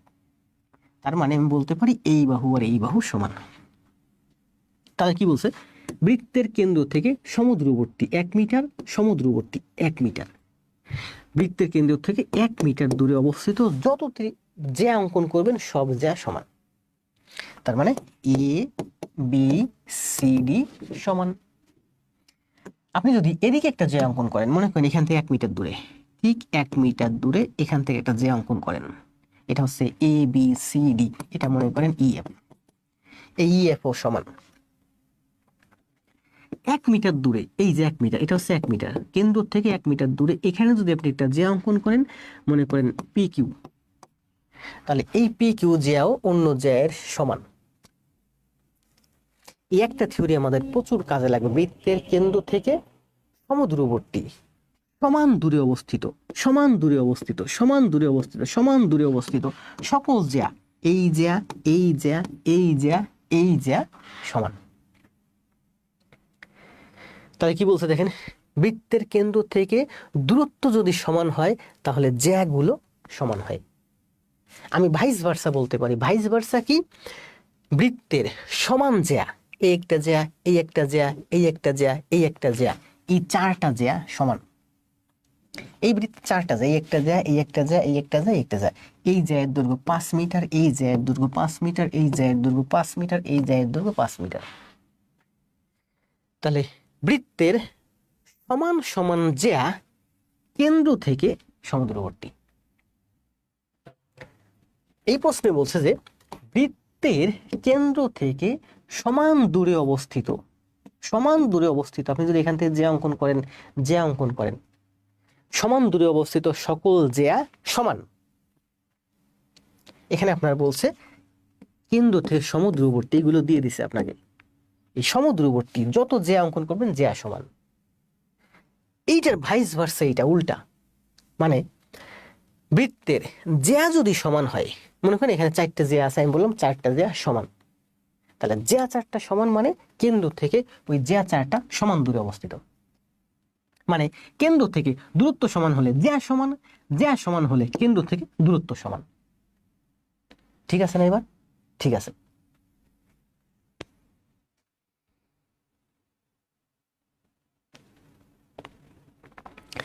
জি ক্লিয়ার একদম স্যার। আরো ব্যাখ্যা আছে, প্রত্যেকটা গণিতেরই আরো সুন্দর সুন্দর ব্যাখ্যা আছে, কিন্তু বললাম না প্রাইমারি নিবন্ধনের জন্য তো আপনাদের যতটুকু কাজে লাগবে আমি ততটুকু দেখাচ্ছি। আবার অনেকে দেখবেন যে স্যার আজগুবি কি দেখাচ্ছেন বুঝি না, আমি চলে যাই, অনেক কঠিন। আমি জানি যে এগুলো আপনার প্রয়োজন, প্রাইমারি নিবন্ধনের জন্য এগুলো প্রয়োজন, তাই বোঝাচ্ছি। যদি একদমই প্রয়োজন না হতো তাহলে আমি বোঝাতাম না। দূরত্ব সমান হলে জ্যা সমান হবে, জ্যা সমান হলে দূরত্ব সমান হবে, ভাইস ভার্সা। দেখেন একবার আমার ক্লাস করবেন, কালকে এটা হোমওয়ার্ক করবেন, পরশুদিন এইটার উপরে এক্সাম দিবেন, মাঝে মাঝে শর্ট কিছু রিলস ভিডিও পাবেন, আপনার জ্যামিতি একেবারে ব্রেনের ভিতর মুখস্থ না ঠোঁটস্থ হয়ে যাবে। বৃত্তের সমান জ্যা কেন্দ্র থেকে সমদূরবর্তী, এতক্ষণে এটা বুঝালাম, তাই না? এই যে দেখেন 3 নাম্বার আর 4 নাম্বার ভাইস ভার্সা। 3 নাম্বারে বলছে সমদূরবর্তী কেন্দ্র থেকে, বৃত্তের কেন্দ্র থেকে সমদূরবর্তী সকল জ্যা সমান। 4 নাম্বারে বলছে বৃত্তের সমান জ্যা, বৃত্তের সমান জ্যা 5 মিটার জ্যা, 5 মিটার জ্যা, 5 মিটার জ্যা, 5 মিটার জ্যা। এইখানে 4টা জ্যা আছে, 4টা জ্যায়ের দৈর্ঘ্য 5 মিটার, মানে জ্যা 4টা সমান। জ্যা 4টা সমান মানে ওরা কেন্দ্র থেকে সমান দূরে অবস্থিত।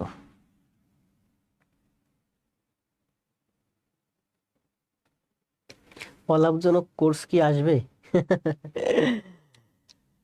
দেখেন এই যে আমি এই স্টুডিওতে আসছি 7টা বাজে, 7টা থেকে 8টা পর্যন্ত 1 ঘন্টা লাগছে আমার স্লাইড তৈরি করতে। টাইপিং আগে করা ছিল, টাইপিং থেকে শুধু স্লাইড তৈরি করতে।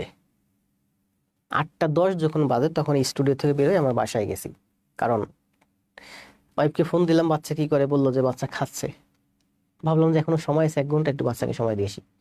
বাসায় গেছি, আমি 9টা বাজে ক্লাস নিতে পারতাম আমি যদি বাসায় না যেতাম, কিন্তু মন চাচ্ছে ছেলেকে একটু সময় দিয়ে আসি, তার জন্য তখনই আমি ঘোষণা দিয়েছি 9:30টায়, আজকে বন্ধের দিন 9:30টায় ক্লাসে আসবে। আধা ঘন্টা পরে এসেছি কেন, ওই আধা ঘন্টা বাচ্চাকে একটু সময় দিয়েছি। এখন এই স্লাইড তৈরি করতে সময় লাগে, এই স্লাইড তৈরির কাজ করবে আমার চাচতো ভাই এলাকারই, ও আগামীকাল আসবে। আমি বললাম অনেকদিন ধরে বলতেছি যে আমার ছোট ভাই তো আসবে 2 দিন পরে, 4 দিন পরে, এই 2-4 দিন করতে করতে 15 দিন হয়ে গেল। ও আগামীকাল আসতেছে, অর্থাৎ আমার স্লাইড তৈরির কাজটা ও করতে পারবে। ও করলে কি হবে, আমার একটু কাজের প্রেশার কমবে, আমি আরো বেশি ক্লাস দিতে পারবো, আরো অনেক সুন্দর কিছু দিতে পারবো। গত ক্লাসগুলোতে দেখছেন কিন্তু টাইপিং অনেক ভুল ছিল, আমি নিজে করছি। ও টাইপিং করলে কিন্তু ভুল হয় না, কারণ ও টাইপিং করলে ভুল হলেও ওকে আমি বকি, এই জন্য ও কখনো ভুল করে না। আর ও যে আমার এখানে এসে থাকবে, খাবে, হাত খরচ, পরীক্ষা দিতে যাবে, অনার্স পড়তেছে সেকেন্ড ইয়ারে, যাবে আসবে। ও বাড়িতে থাকলে জমিতে কাজ করলে দরিদ্র, জমিতে কাজ করলে মনে করেন একটা কিষান দিলে মানুষের জমিতে দরিদ্র 500 টাকা পায়। মাসে যদিও 10 দিন মানুষের জমিতে কাজ করে ও কিন্তু 5,000 টাকা পায়। এই 5,000 টাকার পড়াশোনার খরচ হয়, ও বাড়িতেও কিছু ওর পরিবারকে সাপোর্ট দিতে পারে। ও একাই, 2 ভাই বোন, বোন বিয়ে দিয়েছে। আর ও আমার এখানে থাকবে, ওর পরিবারের তো একটু সাপোর্ট দেওয়া দরকার, অন্তত আমার মাসে না দিলে হল ন্যূনতম 2,000, 3,000, 5,000 টাকা আমার দেয়া লাগে একটু ওর বাজার বোজার করতে। ও আমার এখানে থাকে, ওর পিছনে আমার মাসে 2-3 হাজার টাকা হাত খরচ আছে, খাবার থাকা, জামা পোশাক টোশাক, তারপরে প্রতি মাসে প্রায় বাড়িতে যায়, পরীক্ষা থাকে, বিভিন্ন প্রোগ্রাম থাকে। কিছুদিন আগে ওর ছেলের মেয়ে হয়েছে, সরি ওর ছেলে না, ওর ভাইয়ের মেয়ে হয়েছে, খুব যাওয়া দরকার, গেছে।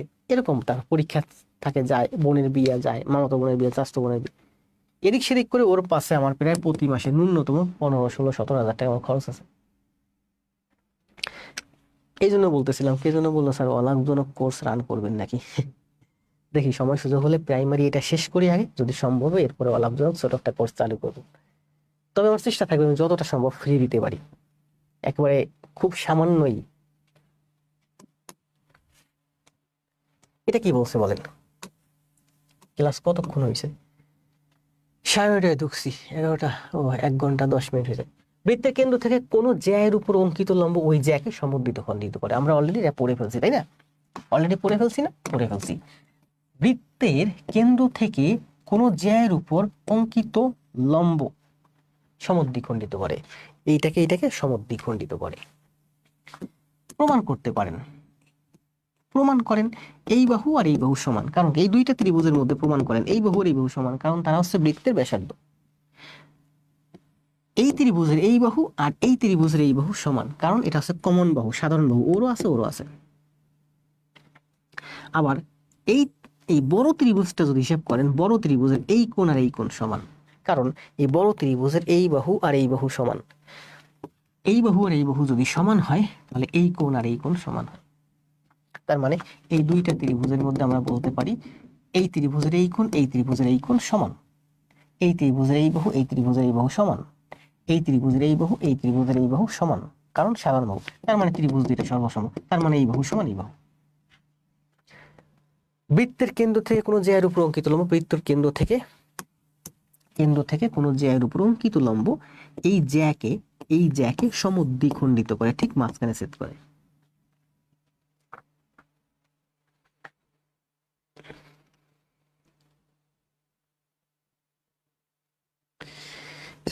আসেন নেক্সট, রুহুল ভাই, তারপরে শিমু, এসকে, ফারহান, মিঠুন, অপ্রয়োজনীয় কথাবার্তা একটু কম বলেন। আপনারা ভালো কথা বলতেছেন, খারাপ না। মাঝখানে সম্ভবত ওই যে মেমরে নিয়ে টের পাইছিলাম। বৃত্তের ব্যাস হলো বৃত্তের সর্বাধিক জ্যা। এটা হলো আমার বৃত্ত, এই একটা জ্যা, এই জ্যাটা থেকে এই জ্যাটা বড়, এই জ্যাটা থেকে এই জ্যাটা বড়, এই জ্যাটা থেকে এই জ্যাটা বড়। কারণ কি বলেন? কারণ এই চাপটা থেকে এই চাপটা বড়, এই চাপটা থেকে এই চাপটা বড়, এই চাপটা থেকে এই চাপটা বড়। চাপ যত বড় হয় জ্যা তত বড় হয়। চাপ বড় করতে করতে যে অর্ধবৃত্তস্থ চাপ নিয়ে আসেন, তাহলে এই যে জ্যা, এই জ্যাটা কেন্দ্র দিয়ে যাবে। মানে বৃত্তের কেন্দ্রের কাছাকাছি যত কাছে আসবে জ্যা তত বড় হবে। দেখেন এই কেন্দ্র থেকে এই জ্যা কিন্তু অনেক দূরে, এই জ্যাটা কাছে, এই জ্যাটা কাছে, এই জ্যাটা কাছে, এই জ্যাটা কাছে, এই জ্যাটা কাছে। যত কাছে আসবে তত জ্যা বড় হবে। কাছে আসতে আসতে যেটা একেবারে ঘায়ের উপর দিয়ে চলে যাবে, মানে কাছে আসতে আসতে বলছে না, বসতে দিলে শুধু দেয় না, বসতে দিয়েছে আস্তে আস্তে আস্তে আস্তে এবার ঘাড়ের উপর চলে আসে। যে জ্যাটা বৃত্তের কেন্দ্র দিয়ে যাবে সেটা হলো বৃত্তের ব্যাস, আর এই ব্যাসই হলো বৃত্তের সবচেয়ে বড় জ্যা। রুহুল আমিন, হানিফা, সোহেল রানা, রুহুল ভাই সবাইকে মেনশন করেই যাচ্ছেন। স্যার বীজগণিতের ক্লাস, জি। মিম আপু ফেইল কেন?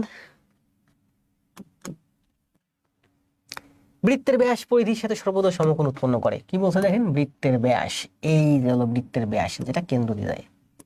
বৃত্তের ব্যাস যে কোণ উৎপন্ন করে পরিধির সাথে সমকোণ, বৃত্তের ব্যাস পরিধির সাথে সমকোণ উৎপন্ন করে, মানে অর্ধবৃত্তস্থ কোণ মাত্রেই কি সমকোণ। বৃত্তের ব্যাস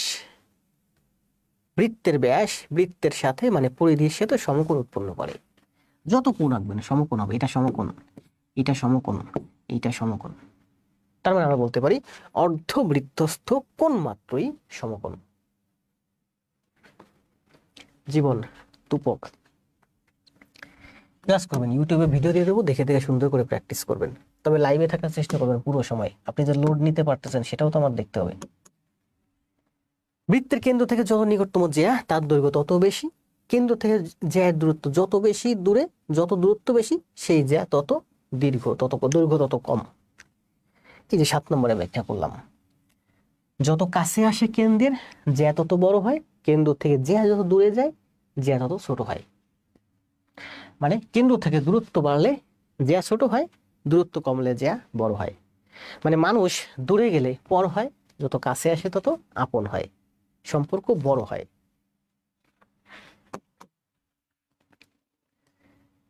বৃত্তের কেন্দ্র থেকে জ্যা পর্যন্ত দূরত্ব সর্বদা ব্যাসার্ধের চেয়ে কম। দেখেন কি বলছে, বৃত্তের কেন্দ্র থেকে জ্যা পর্যন্ত দূরত্ব, বৃত্তের কেন্দ্র থেকে জ্যা পর্যন্ত দূরত্ব ব্যাসার্ধের থেকে কম। এটা হলো আমার কি জ্যা, এটা হলো আমার বৃত্তের জ্যা, এটা হলো আমার দূরত্ব। একটা বলছে দূরত্ব, একটা বলছে ব্যাসার্ধ। তাহলে বলেন এইটা কি দূরত্ব, এইটা কি ব্যাসার্ধ।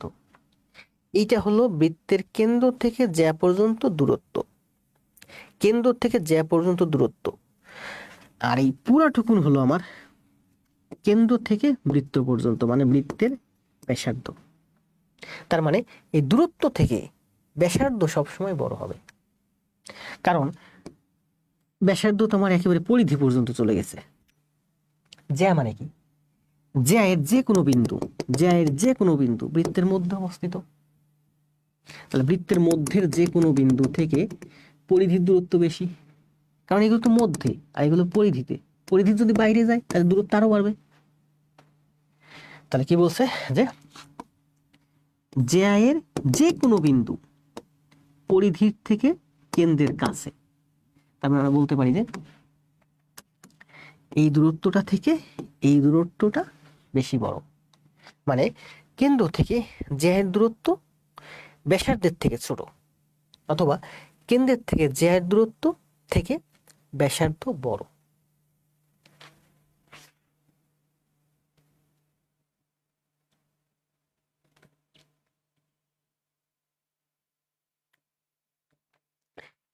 কে ফারহান সুন্দর সুন্দর কমেন্ট দিচ্ছেন, কারণ কি? এগুলো কিভাবে পরীক্ষায় আসে আগে আপনি বুঝেন। পরীক্ষায় কিভাবে আসে সেটা নিয়ে আবার টেনশন করতে হবে না। পরীক্ষায় কিভাবে আসে সেটা তো করলাম, আজকে শুরুতে 11টা করাইছি। 11টা করাইছি না? 11টা করাইছি, এরপরে আবার আরো 11টা করাবো, আজকেই করাবো। ক্লাস 2 ঘন্টা হবে, থাকেন। কি বলছে বলেন? অ্যান্সার দেন তো, পানি খাই।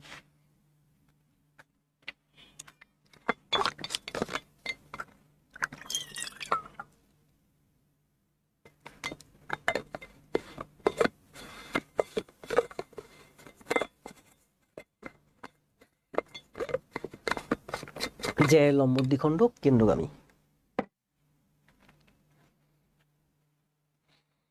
স্যার ইংলিশ ক্লাসের ব্যবস্থা করেন। দিব, ইংলিশ ক্লাসের দিব। সুন্দর না? খুব সুন্দর। কিংসুক কাব্য। পি মানে কি? জয়। আজকে জয়েন ফার্স্ট হলাম, আজকে প্রথম জয়েন হলাম। বৃত্তের কেন্দ্র যে কোনো, অ্যান্সার দেন। বিথি, রফিকুল ইসলাম,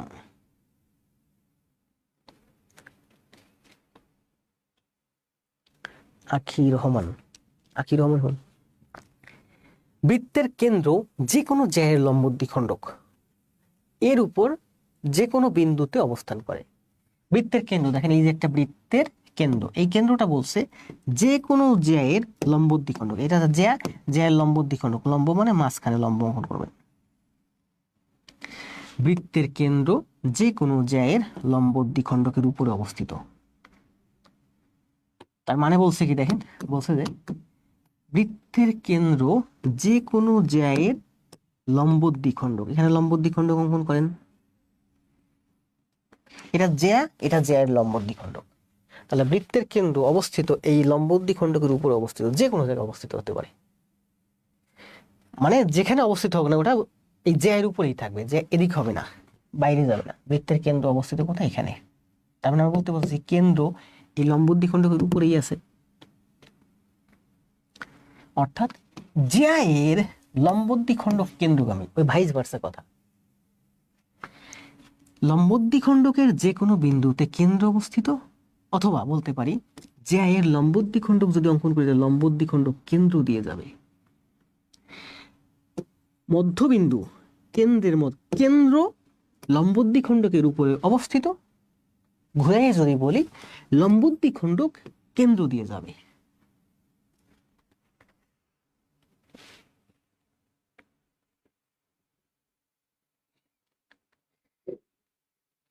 বিথি ক্লাস করেন। ক্লাস কতক্ষণ হলো? এখন তো অনেক আছে, 1 ঘন্টা 18 মিনিট হয়ে গেছে, বক বক করতেছে। বৃত্তের ব্যাস এবং ব্যাসার্ধের অনুপাত কত বলেন? বৃত্তের ব্যাস, এটা হলো ব্যাস আর এটা হলো ব্যাসার্ধ। ব্যাসার্ধ হচ্ছে ব্যাসের অর্ধেক, অর্থাৎ বৃত্তের ব্যাস এবং ব্যাসার্ধের অনুপাত 2:1। এটা দৈর্ঘ্য যদি 2 হয়, এটা সবটুকুনের দৈর্ঘ্য যদি 2 হয়, এটা হয় আমার 1। ব্যাস এবং ব্যাসার্ধের অনুপাত 2:1। বৃত্তের পরিধি ও ব্যাসের অনুপাত পাই বা 3.14 বা 22/7। পরিধি ও ব্যাসের অনুপাত 22:7। তাহলে অনুসিদ্ধান্ত অনেকগুলোই দেখলাম, অনুসিদ্ধান্ত আরো আছে, চাইলে আমি নিতে পারতাম, আরো অনেক অনুসিদ্ধান্ত নেই। এখানে যেগুলো নিয়েছি এগুলো প্রফেসরসের থেকে নিয়েছি, এখানে আরো অনুসিদ্ধান্ত আছে। এখানে যে কটা দেখাইছি এর আরো 3-4 গুণ অনুসিদ্ধান্ত আছে। নেই কারণ ওগুলো আগামীতে আস্তে আস্তে করাবো নাকি। কারণ সব যদি আমি নিয়ে নিই তাহলে আমার তো ক্লাস লাগবে আরো 70-80টা, 60-70টা। এখানে প্রফেসরস যেগুলো আছে ঠিক সেইগুলোই নিয়েছি। বিসিএস ও অন্যান্য, এবার আমাদের শুরু হবে বিসিএস এবং অন্যান্য। তাহলে প্রথম আমরা 11টা করলাম প্রাইমারি, অনুসিদ্ধান্ত করলাম কয়টা? অনুসিদ্ধান্ত করলাম হচ্ছে 12টা। এবার আমরা বিসিএস এবং অন্যান্য চাকরি পরীক্ষার যে গণিতগুলো আসছে সেইগুলো সমাধান করব। করেন, প্রথমটা করেন। সময় দেবো 20 সেকেন্ড।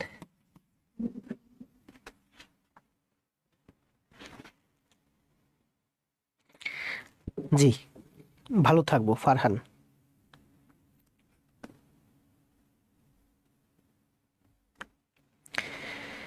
শারিয়ার খান কবির খুব ভালো করতেছে।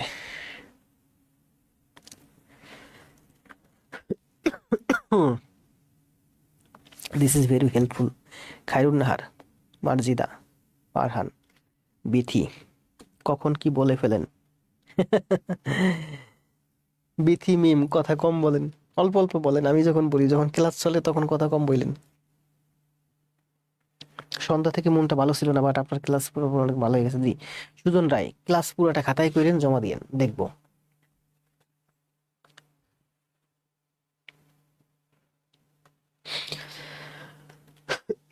আহ,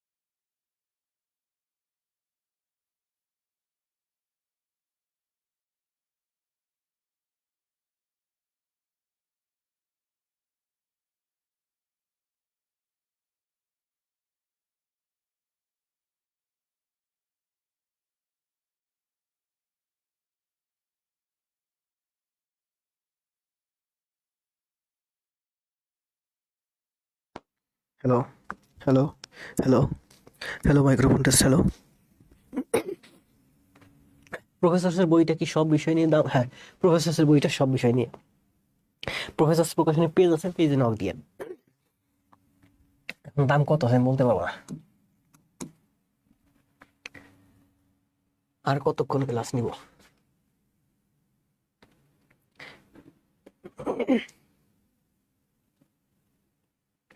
ক্লাস হলো 1 ঘন্টা 22 মিনিট, আর 8 মিনিট ক্লাস নেব, কষ্ট হয়ে যাচ্ছে। একটি বৃত্তচাপ কেন্দ্রে 60 ডিগ্রি কোণ উৎপন্ন করে। দেখেন, বৃত্তচাপ কেন্দ্রে 60 ডিগ্রি কোণ উৎপন্ন করে। 60 ডিগ্রি মানে মনে করে এটুকু।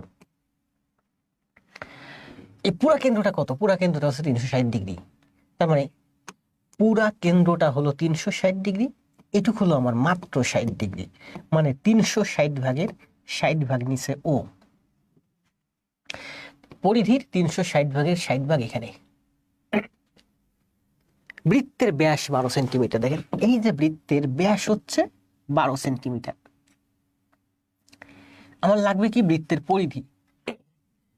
চাপ মানে কি? চাপ হচ্ছে পরিধির অংশ, তার পরিধি লাগবে। পরিধি বের করবো কিভাবে? আর ব্যাসার্ধ লাগবে। বৃত্তের ব্যাস কত? 12, তাহলে ব্যাসার্ধ কত? 6, তাহলে পরিধি কত? পরিধি হচ্ছে 2πr, আর মানে হচ্ছে 6। 2πr মানে হচ্ছে 12 পাই। 12 পাই। বৃত্তের ব্যাস যদি হয় 6, ব্যাস যদি হয় 12, তাহলে এই বৃত্তের পরিধি হচ্ছে আমার 12 পাই। তাহলে বলছে এই চাপ কতটুকু, এই 60 ডিগ্রি কোণ টোটাল হচ্ছে 360 ডিগ্রি কেন্দ্রে, এই হচ্ছে 60 ডিগ্রি, মানে 360 ভাগের 60 ভাগ এই কোণটা নিয়ে নিছে, চাপের অংশ 360 ভাগের 60 ভাগ নিয়ে নিছে। টোটাল পরিধি কত? এই টোটাল পরিধি হচ্ছে আমার 12 পাই, টোটাল পরিধি হচ্ছে আমার 12 পাই।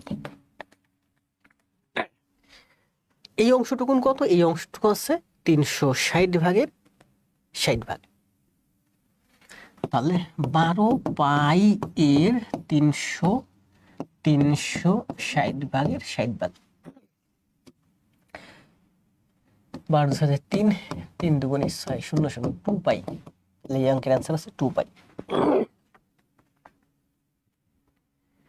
আজ সিলেটে অনেক শীত, পারছি না, জীবন চন্দ্র তো অনেক দিন ছিল, তাহারই মা।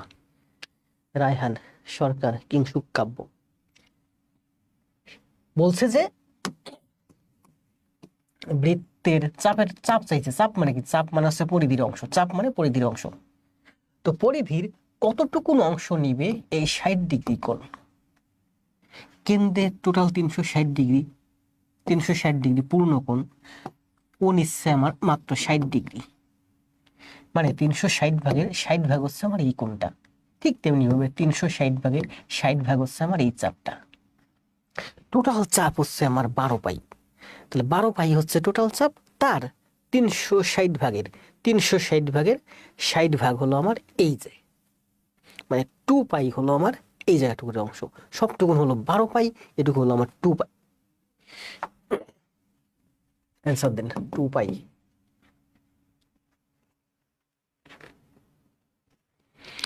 জি রায়হান ভাই, বৃত্তের ব্যাস 4 গুণ বৃদ্ধি করলে ক্ষেত্রফল কত গুণ? ব্যাস 4 গুণ মানে ব্যাসার্ধ 4 গুণ বাড়ে, তাহলে ক্ষেত্রফল 16 গুণ বাড়ে, তাই না? পূর্বের ক্লাসে তো অনেক সুন্দর করে বুঝলাম, 16 গুণ বাড়ে। একটি বৃত্তের ব্যাস 14 সেন্টিমিটার হলে পরিধি কত সেন্টিমিটার হবে? ব্যাস যদি 14 সেন্টিমিটার হয়, আমরা জানি পরিধি, ব্যাস যদি হয় 14 সেন্টিমিটার, তাহলে পরিধি কি হয়? ব্যাস পাই।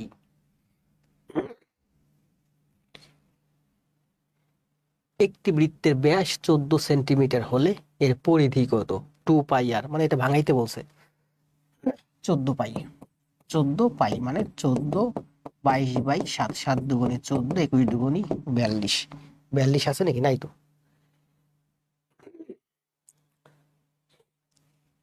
এটা হচ্ছে 7, তাহলে পরিধি বলছে, পরিধি হচ্ছে 2 পাই আর মানে 7, 2 পাই মানে হচ্ছে 22/7 গুণ 7, 42 দুগুণে 22 দুগুণে 44, 22, 22 দুগুণে 44। তাহলে আমরা পরিধি, কিন্তু পরিধির সূত্র কি বলেন? এটা হলো বৃত্ত, এটা হলো আমার ব্যাস, এটা হলো আমার ব্যাসার্ধ। আমরা জানি পরিধি হচ্ছে আমার 2 পাই আর। যদি ব্যাস দেওয়া থাকে, ব্যাসের মান দেওয়া থাকে, তাহলে পরিধি হচ্ছে ব্যাস পাই।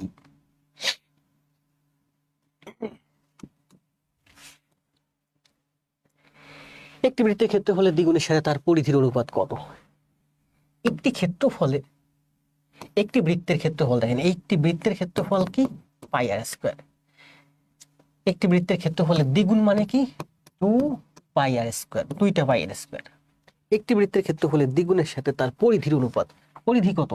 পরিধির অনুপাত, অনুপাত মানে ইস টু। পরিধি মানে কি? বৃত্তের পরিধি হচ্ছে আমার 2πr। পাই পাই কাটা যায়, 2 2 কাটা যায়, আর দিয়ে আর কে কাটলে এখানে আর থাকে, r/1, মানে r/1 মানে 4। আর মানে কি? আর মানে হচ্ছে ব্যাসার্ধ।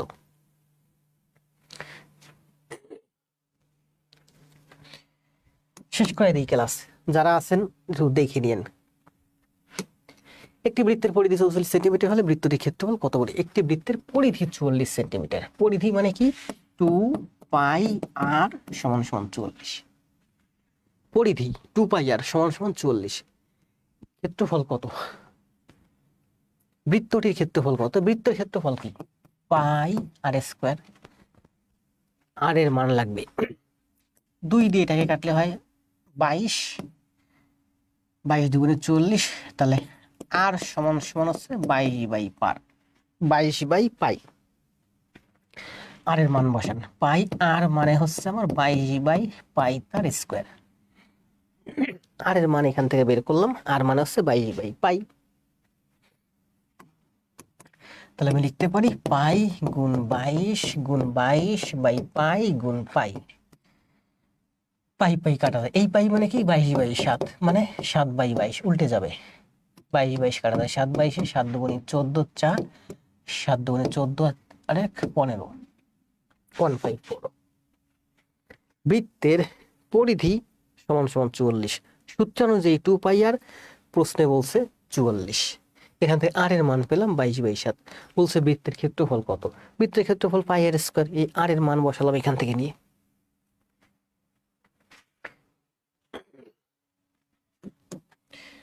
বৃত্তের উপর আর ক্লাস দেবো না, আজকে যেটুকুন দেবো, বাকিগুলো আপনারা করে নেবেন। আর 5 মিনিট করাবো সর্বোচ্চ। দুটি বৃত্তের ব্যাসের অনুপাত 3:2 হলে বৃত্ত দুটি ক্ষেত্রফলের অনুপাত কত? দুটি বৃত্তের ব্যাসের অনুপাত, ব্যাসের অনুপাত মানে ব্যাসার্ধের অনুপাত, এটা যদি আমার 3 হয়, এটা হবে আমার 2। দুটি বৃত্তের ব্যাসের অনুপাত 3:2 হলে বৃত্ত দুটির ক্ষেত্রফলের অনুপাত কত? তাহলে এটার ক্ষেত্রফল কত হয়? 3 3 9। এটার ক্ষেত্রফল কত হয়? 2 2 4। এটার ক্ষেত্রফল কত? পাই আর স্কোয়ার, মানে 9 পাই। এটার ক্ষেত্রফল কত? পাই আর স্কোয়ার, মানে 4 পাই। এটা 4 পাই ক্ষেত্রফল, এটা 9 পাই ক্ষেত্রফল, মানে 9:4। পাই পাই কাটা যায়, 9:4। 9:4 রিয়েল অ্যান্সার দিছে। এটা দেখবেন বইয়ে অনেক বড় করে ব্যাখ্যা দেয়া। দুটি চাকার পরিধি যথাক্রমে এত। দেখেন এই একটা চাকা, এর পরিধি হচ্ছে 31 এই একটা চাকা, এর পরিধি হচ্ছে আমার 31.416। এই যে একটা চাকা, এর পরিধি হচ্ছে 62.832। পরিধি মানে পরিধির দৈর্ঘ্য। এইটার পরিধির দৈর্ঘ্য হচ্ছে 31.416, এইটার পরিধি হচ্ছে 62.832, মানে এইটার ডাবল, দ্বিগুণ। মানে এইটার পরিধি যদি 1 হয়, এইটার পরিধি হবে 2। তাদের ব্যাসার্ধের অনুপাত কত?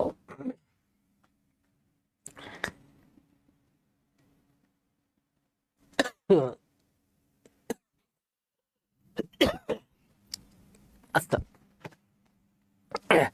দুটি চাকার পরিধি যথাক্রমে এত এবং এত সেন্টিমিটার হলে তাদের ব্যাসার্ধের অনুপাত করো।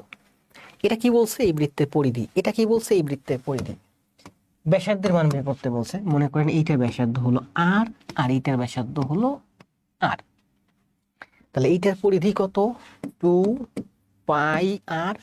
এইটার পরিধি কত? 2 পাই আর। সমান সমান হলো, এটার পরিধি হচ্ছে 31.416, এটার পরিধি হচ্ছে 62.832। এটার ব্যাসার্ধ হলো আর, এটার ব্যাসার্ধ হলো বড় আর।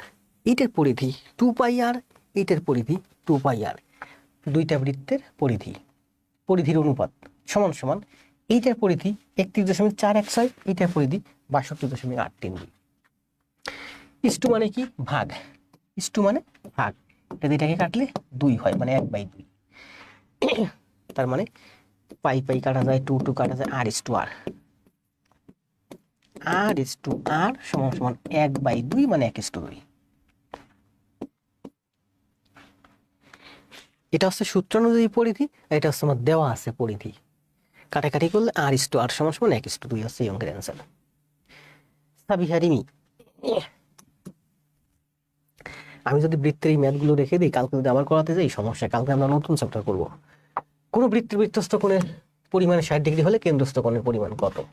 কোন বৃত্তের বৃত্তস্থ কোণ যদি 60 ডিগ্রি হয়, তাহলে কেন্দ্রস্থ কোণ হয় দ্বিগুণ, 120। একটি বৃত্তস্থ বর্গক্ষেত্রের বাহুর দৈর্ঘ্য 2 সেন্টিমিটার। একটি বৃত্তস্থ বর্গক্ষেত্রের বাহুর দৈর্ঘ্য 2 সেন্টিমিটার। বৃত্তের ক্ষেত্রফল কত? করাইছি না? করাইছি, আর করাবো না। 5 সেন্টিমিটার ব্যাসার্ধের বৃত্তের 5 সেন্টিমিটার ব্যাসার্ধের বৃত্তের কেন্দ্র হতে, দেখেন এই ম্যাথ দেখাইয়া, এই ম্যাথ ট্রেইলার দেখাইয়া প্রচুর স্টুডেন্ট ভর্তি করেছে, শত শত স্টুডেন্ট ভর্তি করেছে, আমি দেখছি। অথচ এইগুলো কিন্তু খুবই সহজ। এখন দেখেন 5 সেন্টিমিটার ব্যাসার্ধ, 5 সেন্টিমিটার ব্যাসার্ধে, কেন্দ্র হতে 3 সেন্টিমিটার দূরে। 5 সেন্টিমিটার কেন্দ্র থেকে 3 সেন্টিমিটার দূরত্বে জ্যায়ের দৈর্ঘ্য কত? এই যে এই জ্যায়ের দৈর্ঘ্য কত? এটা যদি 5 হয়, এটা যদি 3 হয়, তাহলে এটা কত হবে? এটা হবে 4। সমকোণী ত্রিভুজের সূত্র অনুযায়ী পাই, কারণ এটা তো আমি জানি লম্ব, মানে এটা সমকোণ। এটা অতিভুজ যদি 5 হয়, এক বাহু যদি 3 হয়, তাহলে আরেক বাহু কত হবে? 4। 3 3 9, 4 4 16, 16 9 25, 25 রুট করলে 5। এটা হলো অতিভুজ। তাহলে এটা যদি 4 হয়, তাহলে এটার মান 4, কারণ এটা মাঝখানে ছেদ করছে। 4 4 8, তাহলে এটার দৈর্ঘ্য 8। শেষ। এগুলো বাচ্চাদের ম্যাথ না। এখন আমার কাছে আপনারা যারা ক্লাস করতেছেন তাদের কাছে এইসব ম্যাথ বাচ্চাদের ম্যাথ। অথচ এই ধরনের ম্যাথ ট্রেইলার দেখাইয়া দেখাইয়া কত স্টুডেন্ট ভর্তি আছে, স্টুডেন্টও ভর্তি হচ্ছে। প্রাইমারি চাকরি হবে, নিবন্ধনের চাকরি হবে, খুব ম্যাথ করতেছে। আমার এখানে আসলে দেখবেন ছিটকে গেছে। চাকরি ওদের হবে না, ওরাও একসময় আমার এখানে আসবে, একটা সময় ঘুরে ফিরে। ওখানে শিখতে শিখতে, বেসিক শিখতে শিখতে 1 বছর 2 বছর 3 বছর যাবে, এরপর দেখবে বেসিকের কাজ হচ্ছে না, চাকরি হচ্ছে না। আর এই 3 4 বছর ঘুরতে ঘুরতে একটু সে অ্যাডভান্স লেভেলে পৌঁছাবে, পরে আমাদের এখানে এসে অ্যাডভান্স লেভেলের ম্যাথ করবে। আপনারা যেখানে আছেন অ্যাডভান্সে, ওদের কি চাকরি হবে কি মনে করেন? ওদের সাথে তো আপনাদের দিয়ে ওদের বাড়ি দিলে ওরা ভেঙে চুরচুর হয়ে যাবে। বৃত্তস্থ চতুর্ভুজের বিপরীত কোণগুলো যোগফল। আমরা তো এটা আগে করাইছি না? বৃত্তস্থ চতুর্ভুজ আজকেই তো করলাম। বৃত্তস্থ চতুর্ভুজের বিপরীত দুই কোণের সমষ্টি 180 ডিগ্রি। প্রমাণও দেখাইছি পূর্বের ক্লাসে। বৃত্তের বৃহত্তম জ্যা হলো কেন্দ্রগামী, মানে ব্যাস। আজকেই তো বুঝালাম, বুঝাইছি না? সব বুঝাইছি। দেখেন, একজন দৌড়বিদ 480 মিটার বিশিষ্ট গোলাকার, 480 মিটার বিশিষ্ট গোলাকার ট্রাক। এই ট্রাকের দৈর্ঘ্য হচ্ছে 480 মিটার। টোটাল দৈর্ঘ্য 480 মিটার। 24 বার চক্কর দিছে, 24 বার ঘুরছে। তার মানে 480 গুণ 24, 480 না, এটা 400, 4 24 96, মোট 96 মিটার পথ গেছে। 96 মিটার মানে 9.6 কিলোমিটার। মিটারকে 0.3 ঘর বামে আনলে বা 1000 দিয়ে ভাগ দিলে কিলোমিটার হয়ে যায়। বুঝাইছি না কিলোমিটার? খুব সুন্দর করে বুঝাইছি। বেসিক ছাড়া চাকরি ধরি, বেসিক ছাড়ি চাকরি ধরি। বেসিক বাদ, বেসিকের দিন শেষ অ্যাডভান্সের বাংলাদেশ। আপনারা এত স্টুডেন্ট অ্যাডভান্সের বসে আছেন, আর ওরা বেসিক নিয়ে পড়ে আছে। আপনি সারা জীবনে যদি বেসিকে থাকেন, এটা কি বলছে? এটা শেষ। ধন্যবাদ। তাহলে কি করবেন? এটা ধন্যবাদ। এখন আমি দেখতে পাচ্ছি লাইভ স্টুডেন্টস 250, এখন 105 জন আছেন, 9.6। ধন্যবাদ। তাহলে আমি আগে যা বলি, আমার ক্লাসটা যাওয়ার আগে আপনারা একটু শেয়ার দিবেন। 2 নাম্বার কি? 2 নাম্বার হচ্ছে, আজকে কিন্তু অনেক করাইছি, প্রায় 12 12 24 অনুশীলন 3 24 আর 3 প্রায় 37টার মতো জ্যামিতি অনুসিদ্ধান্ত দেখাইছি। এইগুলো আপনার কাজ হচ্ছে HW সুন্দরভাবে খাতায় করে জমা দিবেন। চলে যাওয়ার আগে সবাই একটা কমেন্ট দিতে চলে যান। আগে জব, পরে সব। তো ভালো থাকেন, শুভরাত্রি, দেখা হবে আগামীকাল। এই অঙ্কের অ্যান্সার দিতে চলে যান।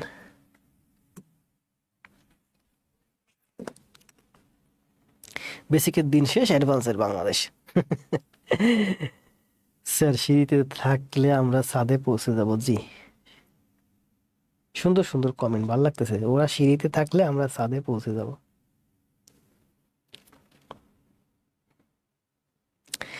না, আমার ওই যে ম্যানেজার স্যার ছিল আগের চেয়ারে, ওই যে ব্যাংক থেকে ফার্নিচার আসছে, ফার্নিচার খুব লো কোয়ালিটি। পরে দেখুন, এই যে ফার্নিচার লক্ষ লক্ষ টাকা দামের ফার্নিচার পাঠাইছে, এগুলো তো ভালো না।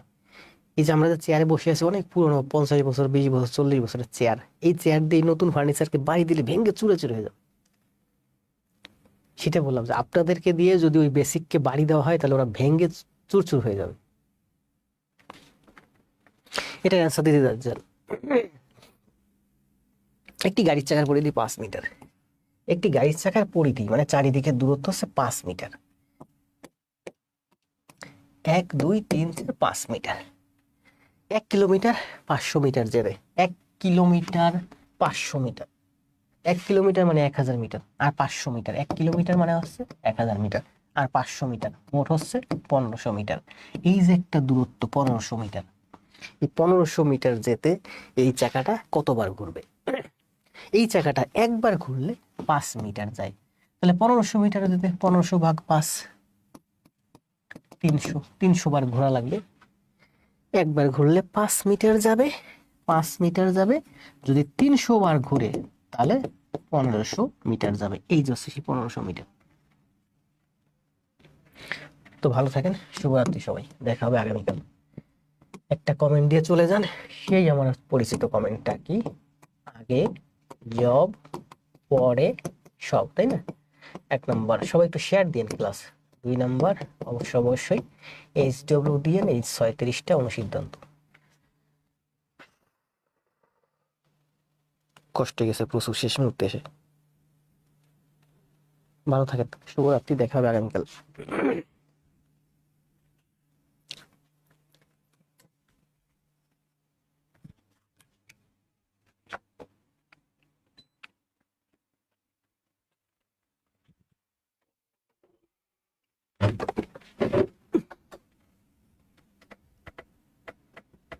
হুম, রাহেন ভাই খাতা জমা দিচ্ছেন, আমি দেখতেছি, আমি সবই দেখি।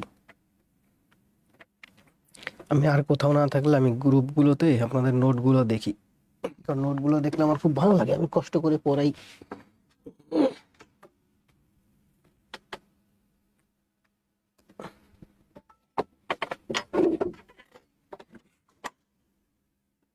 ক্লাস নিব না আজকেও ক্লাস হয়ে গেছে।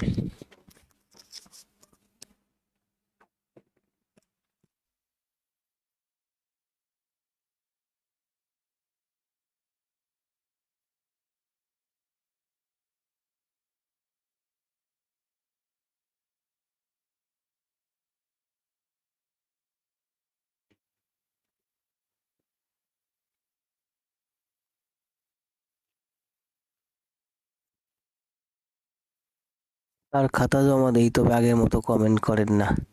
আগামীকাল থেকে করবো, একটু ব্যস্ত ছিলাম না এই 4-5 দিন, আপনি দেখছেন না, পিসি নিয়ে ব্যস্ত ছিলাম 2-3 দিন, কালকে টায়ার্ড ছিলাম।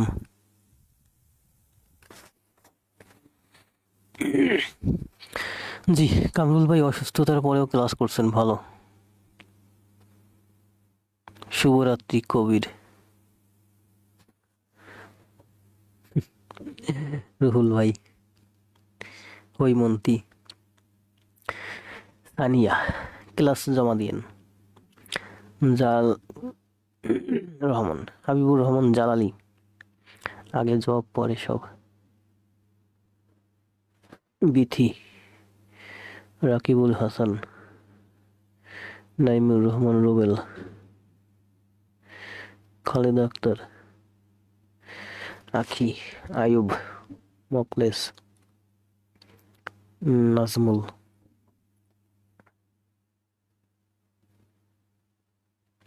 না, একসাথে 20টা ক্লাস জমা দিন, একসাথে 20টা ক্লাস মানে অনেকগুলো পিকচার একসাথে জমা দিতে হবে। অনেকগুলো পিকচার একসাথে জমা দিলে ফেসবুক এটা স্পাম ধরে, এটা অপ্রয়োজনীয় স্পাম, বুঝছেন? আপনি একটা দেন, প্রয়োজনে 2টা 3টা দেন, একসাথে 20টা দিন, একসাথে 20টা মানে 200 ছবি একসাথে আপলোড দিবেন, ফেসবুক এটাকে স্পাম হিসেবে নিবে, মানে এটা খারাপ ভাবে নেবে ফেসবুক।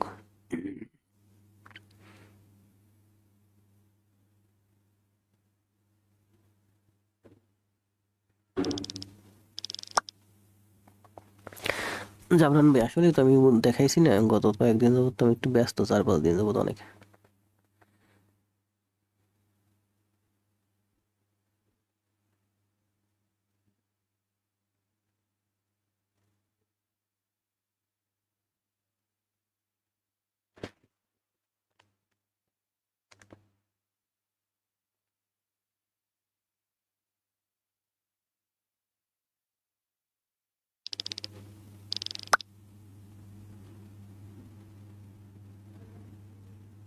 জি সোহেল রানা।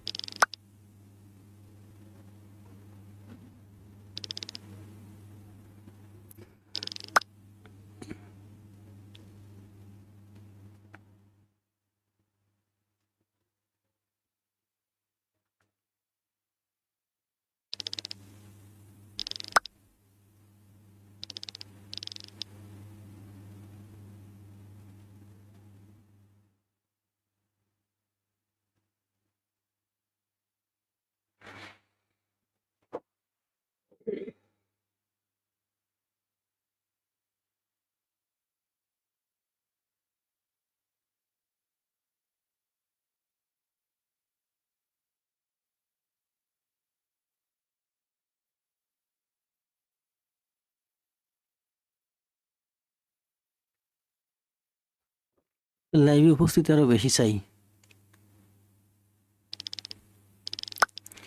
মিম এতক্ষণ পরে এসে কমেন্ট দিছে, মিমকে 15 মিনিট ব্লক মারছিলাম।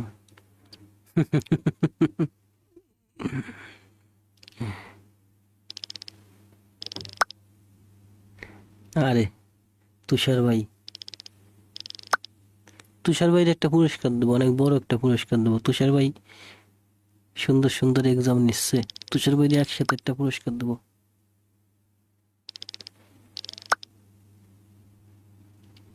জি বাসায় যাবো এখন, একটু শুয়ে পড়ছি, কষ্ট হয়ে গেছে।